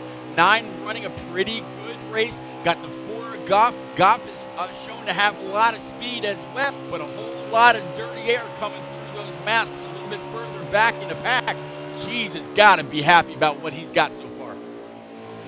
The big 2-0 this time by, 20 laps to go. Cheese is happy at the front, but Bit Skydiver would be happier in first. Meanwhile, the Star-Spangled Dow Camaro of Dan the Lawman now pops up, and 3 cars nose to tail. Skydiver hits the wall out of 1, Pete. I don't know if they went back to caution or what, but the 32 loses all sorts of control. There goes the 3, there goes the 22, and here goes the 4 of Goff. Big problems for the 32, Pete. Yeah, he definitely ran into that corner, I think, a little bit deeper than he really wanted to. You see the 3, the 22, and the 4, as you said, they got on by this 32 a Bit Skydiver. He was tail grabbing that 48 Ally machine for many, many laps. Like I said, a little bit of a tandem draft, almost like a little bit of reminiscent of Daytona. But he's coming back a little bit on this 4. 4's blocking just a little bit, sending the 32 down low. All they're allowing to do is allow that 48 to skate away just a little bit more the more they race. And okay, for a second there, it looked like, or it sounded like they were backing it down, like a caution was coming out, but not this time. 48 of Cheese now pulling away from the rest of this field, Pete, and he is leaving their Cheese in that warm South Carolina wind. Tonight he gets to play the Pied Piper of the Palmetto State, but will he have enough to make it on these worn tires? Past the Earnhardt Towers, he's wiggling into turn number 3.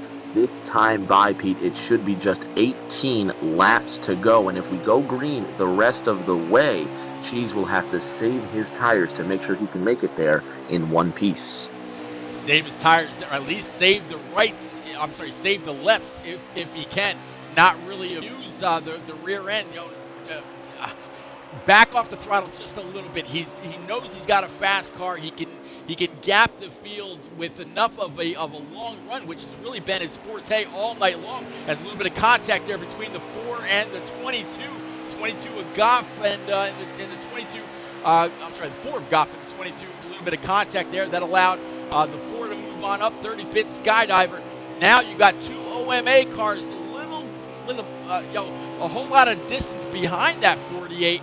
But you still got the car, Dan the Lawnman, and the 6, I believe, right behind them. So it's a pretty good mix, I'd have to say here, Rick, of OMA and NAOR in the top 10. It's a healthy mix at the front, and already pit stops are starting behind them in turn number 4.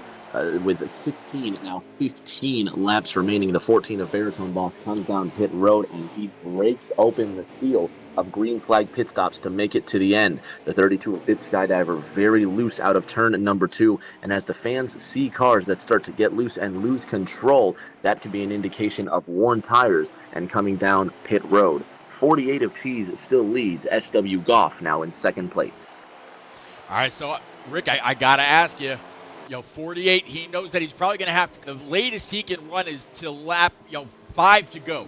Do you do that and really watch what your closest competition behind you is gonna do? If they dip on down, going down the backstretch, you can see that.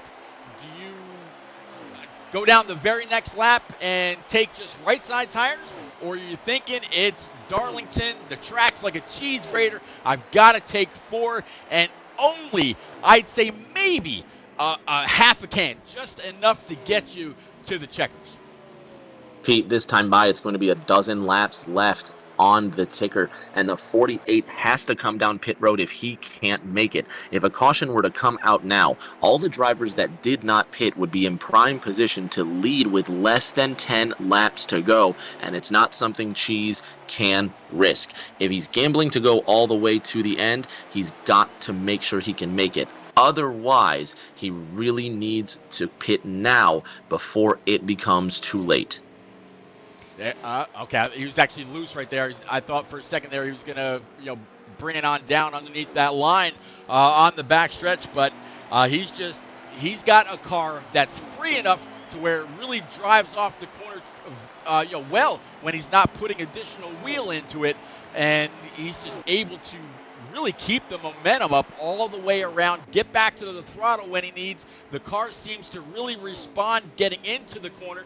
Not quite sure if he's just tapping a little bit of brake to set the nose. There he is, statusing he's going to be coming down this time, bringing it all the way around. This is the money stop for the man that has been up front all race long, coming to the line, woeing it down to about 45 miles an hour. Rick, race leader's in. Race leader is in. The 48 comes down pit road, and he's going to give up that lead. So the 48 is down, and all these drivers are going to get their laps back. But in the meantime, your new leader is car number 16, Drew LMAO. I was here last Thursday night, and this very 16 car ended up winning with Thursday Night Thunder being driven by Arch Enemy. So good luck has been set here before earlier this week. The 16 just scrubbing the wall out of turn number 2, and he looks slow in 4, Pete. So this is a car that also looks like he has pit stops coming up. Yeah, he's got one car right behind him. I don't think that's. I just saw the 6. No, it's not the 6. 6 actually just slapped the wall right along with the 20 of Advanced Line and others. I think that might have been the 12 of Stout Whiskey, looking or walking. Go ahead. Sorry. No, I'm so sorry, Pete. I didn't mean to interrupt you. I exclaimed shortly. The 16 of Drew LMAO got loose out of the second corner, and that was the 32 of Bit Skydiver who was behind him, getting his lap back. The 16 is now crossing the line for 9 laps to go.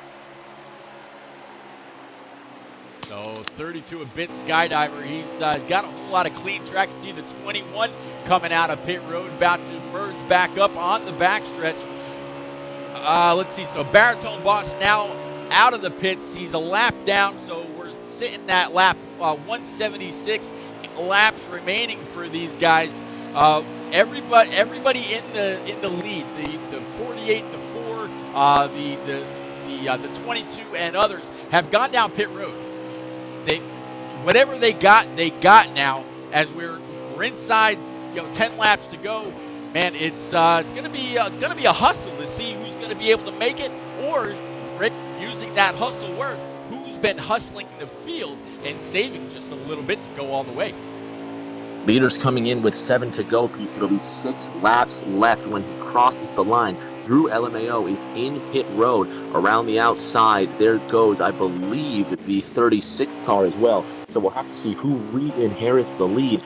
Cheese, who was the leader when the pit stops first cycled around, now finds himself in 5th place. That 16 had lapped plenty of cars, so we're watching that track map diligently to see who scored as the new leader with just 6 laps to go in this race. Well, as Baritone Boss goes on by, it showed that the 16 was still the leader. It looks like there's a car up in the wall, made the 36 drive defensively very, very quick, but it looks like the 6 car has actually resumed or taken the lead for the first time. We're going to work on up to him right now. It's going to be Juicy. I don't think he has come down pit road yet. 5 laps remaining. 5 to go as Juicy crosses the line, and that Wienermobile leads this run. Will he have what it takes to make it? We'll see. You can see he's loose and he's wiggling on very old tires, Pete. The 6 certainly doesn't have fresh tires to the end, but with the pedestrian pace Juicy is carrying into the Earnhardt Towers corner, he could be trying to save fuel to make sure he wins it. Yeah, coming out of 4, heading on down the front stretch. This 6 Oscar Mayer Mustang doing everything that he can. At the end, they may be calling him by a new name. All the way through 1 and 2, trying to carry wide open as much as he can. See the damage 21 down there on track. We saw him exiting pit road a while ago. I'm guessing whatever adjustments he made did not agree. Maybe he tried that 2-tire stop and it just did not work for him. Rick, we're sitting at 180 or 184. 3 laps to go this time by now that Juicy crosses the line. And there goes that 8 car. Juicy certainly letting lap cars get around him, and it's clear sailing to the back. 6 still leads, 2.5 laps left as he comes down the back stretch, and he's trying to hang on with everything he's got. Yes, 6 has a very, very healthy lead. Nobody else anywhere around him. Got to wonder, has he been backing it off the entire time? 6 does drive for NAOR. So NAOR has had the points lead throughout Stage 1 and Stage 2. Is the 6 trying to put that nail in the OMA coffin and get paired to race East Park? Or are there more OMA drivers behind him and now not enough NAOR drivers in the top 10 as they're coming to the closing laps? Rick, there's a whole lot of questions about what and who is behind this 6 in the closest distance. White flag is now in the air as Juicy crosses the line. He just has 1 more mile to make it in this Oscar Mayer Ford. Behind him, you can't even see the competition. It looks like that's the 9 of Q-Dogs that's now coming out of that second corner trying to take the lead. Actually, I think I've got that wrong, Pete, but now there's half a lap left and the 6 could coast to the line. Yes, 6 has no competition whatsoever. I think he might have just popped the tire. He's on the wall. Can he keep it straight all the way down? He's either that or he just ran out of gas. One of the two. There comes the 32, a bit skydiver screaming on by. And the 6 is going to come across as victorious. I'm waiting on that top 10 from Baritone Boss's feed, or stream rather, to see what we got. But congratulations to Juicy, bringing home at least a first place finish for NAOR. We'll have to see how the rest of the field looks. Rick, looks like SW Golf in that 4-car second place, to 48 of Cheese in third. So the Cheese was very, very strong. Hopefully we can get back to it and take another look at that top 10. On that last restart, Pete, Goff was 6th, and Cheese obviously coming in 3rd. J-Paw 4, Drew 5th, Dan the Lawman 6th. It looks like Q-Dog was in 7th place, missed 8th and 9th, but Cole's rounding out the top 10. There we go, Q-Dog 7th, Advanced Line 8, Baritone Boss 9, Cole 315, rounding out the top 10. Yeah, so 7, yes, 7 or 8 of the top 10 are all NAO drivers. You see the 2 stage win, green and white checkers right there for the NAOR drivers. It's depending on how things work out with any kind of penalties. Right now, Rick, it looks like it's going to be NAOR East Park, but we can't be the ones to call that right now. It's anybody's race so far, Pete. We'll have to wait until these points are tabulated. Either way, from what I saw in that last stage of the race, was a tightly contested contest, but most of the eSport guys seemed in control. However, it was a fuel mileage race to the end, so that order got shook up heavily in those last 5 laps. Yeah, it did. And tell you something else that's about to get shook up here, Rick.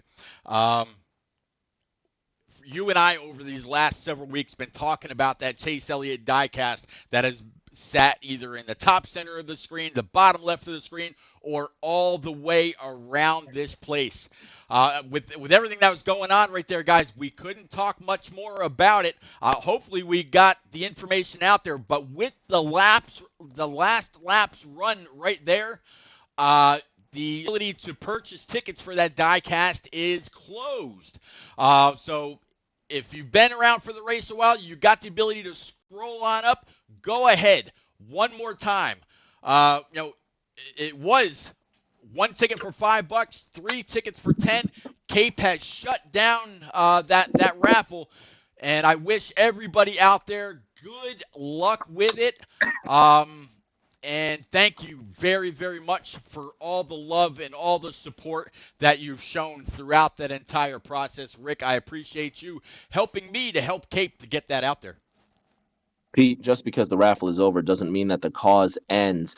That's right. Although the chance to win that Chase Elliott diecast has come and gone, that doesn't mean we're going to stop talking about morethanAcape.org.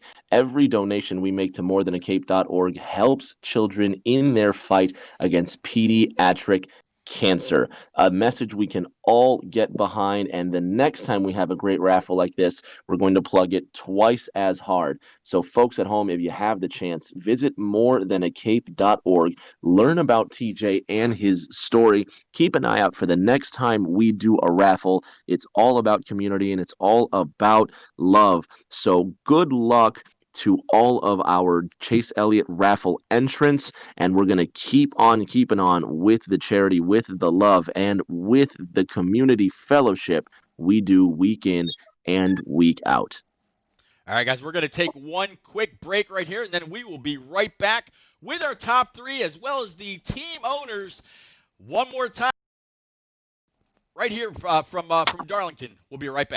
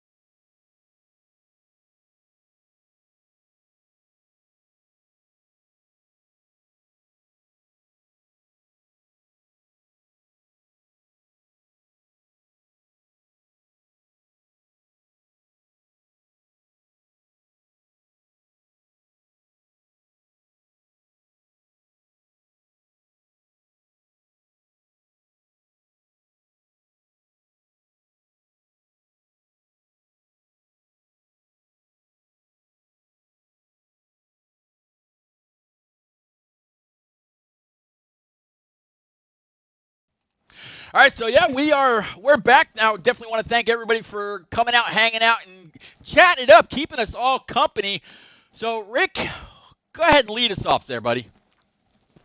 Let's kick it off with third place here in car number 48, driving the Ally Camaro. It is Cheese. Cheese, you had a good run there in the third stage. We saw you came down with less than 15 laps to go. What was the mindset as far as pit strategy was concerned? You're actually going to be with the 4 car of Goff. Oh, the 4 car of Goff, excuse me. Well, we'll talk to Goff, and we'll ask you the same thing there. You restarted with restarted in 6th place with pit strategy going to determine this race. What was your mindset as far as race winning pit strategy? Oh crap. Yeah, all right. So yeah, I knew going into this that we were gonna be pretty competitive. We got stuck in some bad track position towards the middle. We fought hard, got our lap back, and then I learned from the second stage when all the strategy came out, when people started taking 2. So I thought to myself, why not take 2 myself? And it ended up working out, I guess. Now, something that also did work out was the single file drafting there. Did you find that the nose to tail drafting was something that helped you save fuel and tires? Okay, at certain points during the race, if you had people around you that didn't want to pass you at that time, I feel like it was definitely beneficial. Absolutely. Congratulations on that finish. Good job on the show today. Pete, you're up. All right, now come on back to old Juicy Carl. I am not going there. Dohart, good try. Juicy, we saw the 48 up front. We saw the 3-car up front. We saw a whole lot of cars up front that led a very, very good majority of the race. And then all of a sudden, after that last round of green flag pit stops, there's that Oscar Mayer number 6 Mustang leading the entire field. We saw you let one car go by, then we saw the 32 come screaming by at that end, but it really looked like you had some kind of a strategy. Were you kind of hustling the field and saving a little bit to be able to be there at the end, or did you make your way down pit road and come out with some newer tires that allowed you to move yourself up through the field? Well, I mean, I had a decent car, really. I mean, I felt like I was at least solid top 6, top 7. I just kept really getting shuffled to the back. So, I mean, one of the things I practiced before the race was just seeing how far I could stretch the fuel if I needed to. And my number was 28 laps, and it just happened to be at the end, it was 28 laps. So I knew as long as it went green, I knew I had it. And everything worked out good. It went green. And I seen everybody coming up in my rearview mirror. I was talking to my team, like, give me a whole turn warning and I'll move over. And it worked out good. I'm super excited. I'm ecstatic right now. I almost broke my steering wheel coming over the line. Well, man, big congrats to you. I got to call the last NAOR championship race that y'all ran, and here you are again, about to face eSpark next week for yet another championship. What are you looking forward to as that race gets closer and closer? I'm just excited to. I mean, if we could do it right now, I'd say let's go. I, I, I want to race. I want to, go out there and see how I stack up. Really, I haven't raced really any of those guys, whether it's been public lobby or league or anything. So I feel like this would be a nice learning curve for me. I could learn a lot from watching them race, and hopefully I don't go out there and get slaughtered. Well, man, don't break that wheel. You're absolutely going to need it for that race. Congratulations on helping NAOR grab max points. Good job, Juicy. Thank you. Well, Dohar, you got to watch this entire race from your Chase Lounge chair.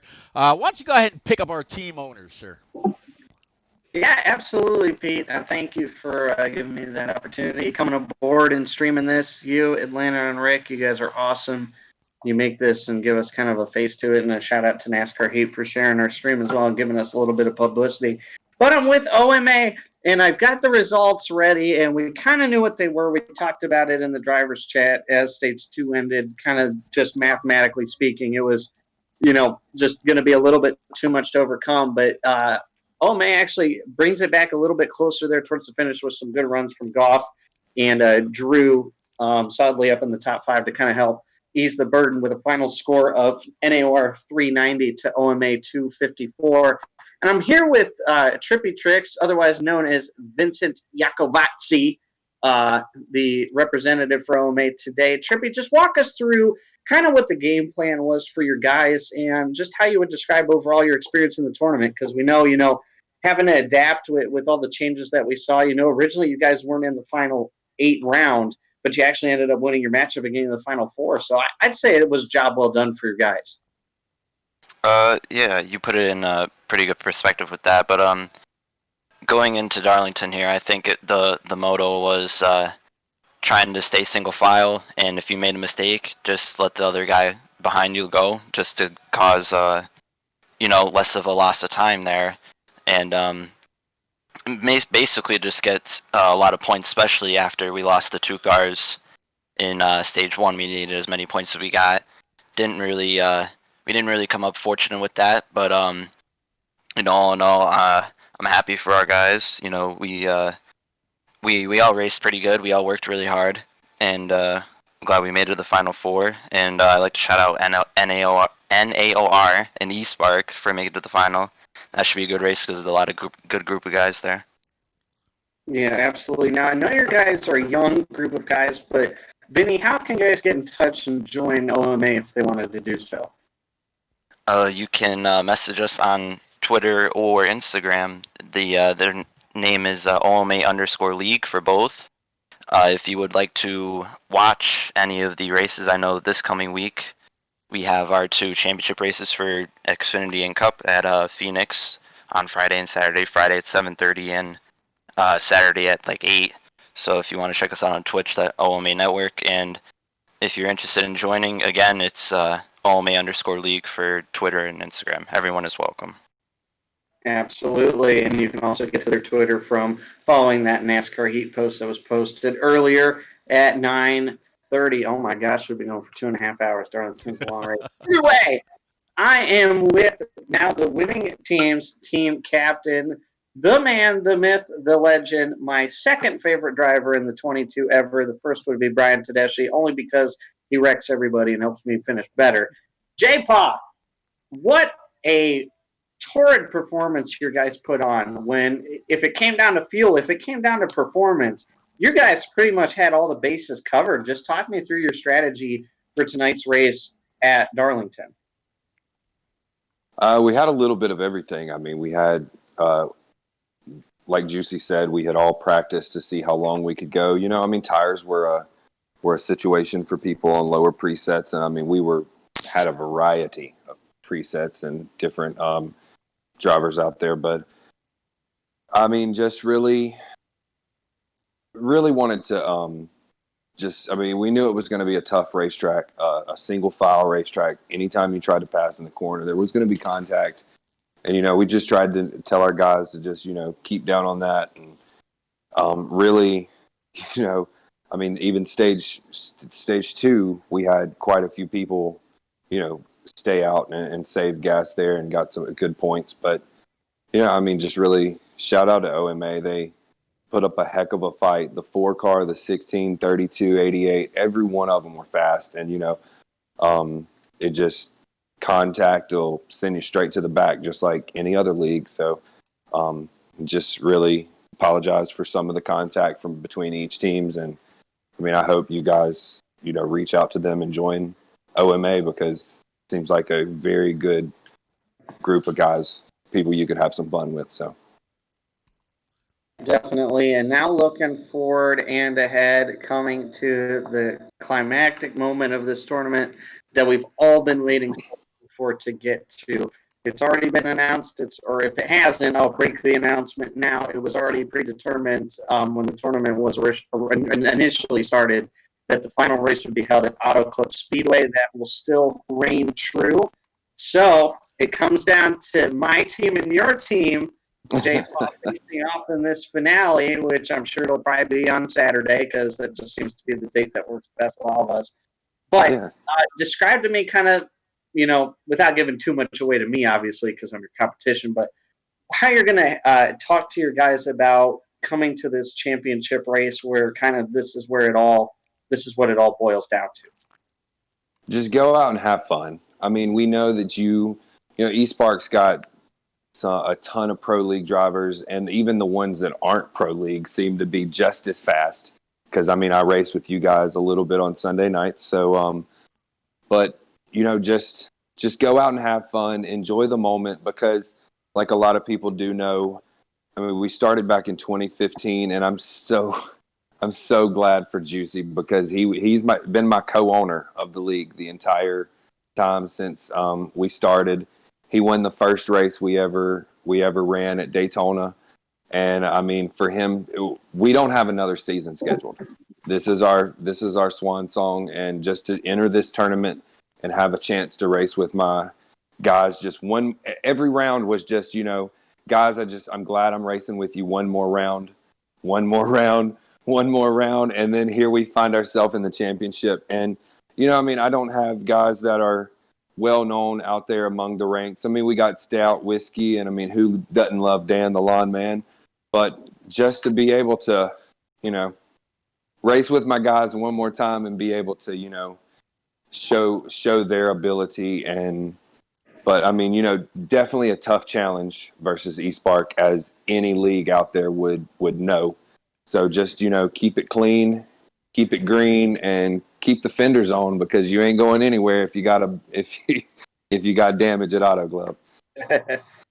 Hell yeah, brother. I can't wait for it. I know I'm going to tell my guys the same thing. Just have fun.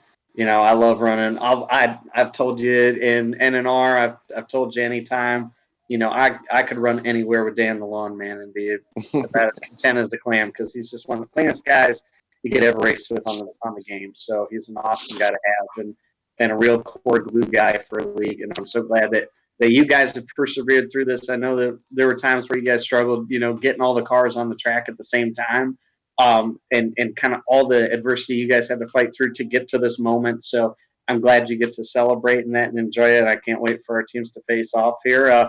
Probably a week from today. We'll discuss that tomorrow, I'm sure. But I mean, with that in mind, Pete, it's all wrapped up and settled. NAOR and East Park will face off at Auto Club Speedway, with an official date and time to be released probably tomorrow. So much ado about nothing. Back to you, Peter. Appreciate you, Tyler. Well, here we go, guys. So, Rick James, buddy, it's been fun for one more hell of a race tonight. Looking forward to the championship race next week. Hopefully, we can put it all together. Keep those bookends in place. We opened it up. I want to shut it down. NAOR, OMA, final thoughts from you, buddy. Pete, already we're seeing great camaraderie between the owners of these two leagues, and it's leagues that share drivers often enough. So straight away, we know that this grand final is going to be one to watch, not just because the friendship will be there as was intended with this tournament, but we know that the racing is going to be of the utmost quality. eSpark, Filter Time eSpark versus North American Online Racing in the grand final for the greatest racing tournament. Pete, you could not make up a better scenario. Not at all. Two leagues that have come all the way through, raced their way through. No fan vote, no nothing like that. Getting it done, being there as they deserve it. I'm looking forward to the start and the finish. Again, guys, we talked about that car. That raffle is done. Sorry, tickets no longer being sold, but please go on over to morethancape.org. Look up TJ's story. But, man, Rick, we're talking about eSpark. We're talking about NNR. Where else can everybody else find you, please, sir? Pete, thank you very much. My fans can find me at twitch.tv/I'm Rick James 36 and on Twitter at I am Rick James 36. And most of the time that I'll be doing my commentary, you could find me alongside the great repeat 1975. One more shout out to our brother Atlanta Racing. It's going to be twitch.tv/Atlanta Racing, all one word. Same on Twitter at Atlanta Racing. If you're watching a race with myself, Pete, or Atlanta, you are in for legendary commentary. I appreciate you, buddy, and glad that we get to do anything that we get to do. So, guys, we're gonna stop it at that. It's been a long night, couple races under my belt tonight. Please, as always, please stay safe, stay healthy, wear your mask, keep away from those big old packs unless we're talking about Auto Club next week. We'll see you then. Later, y'all.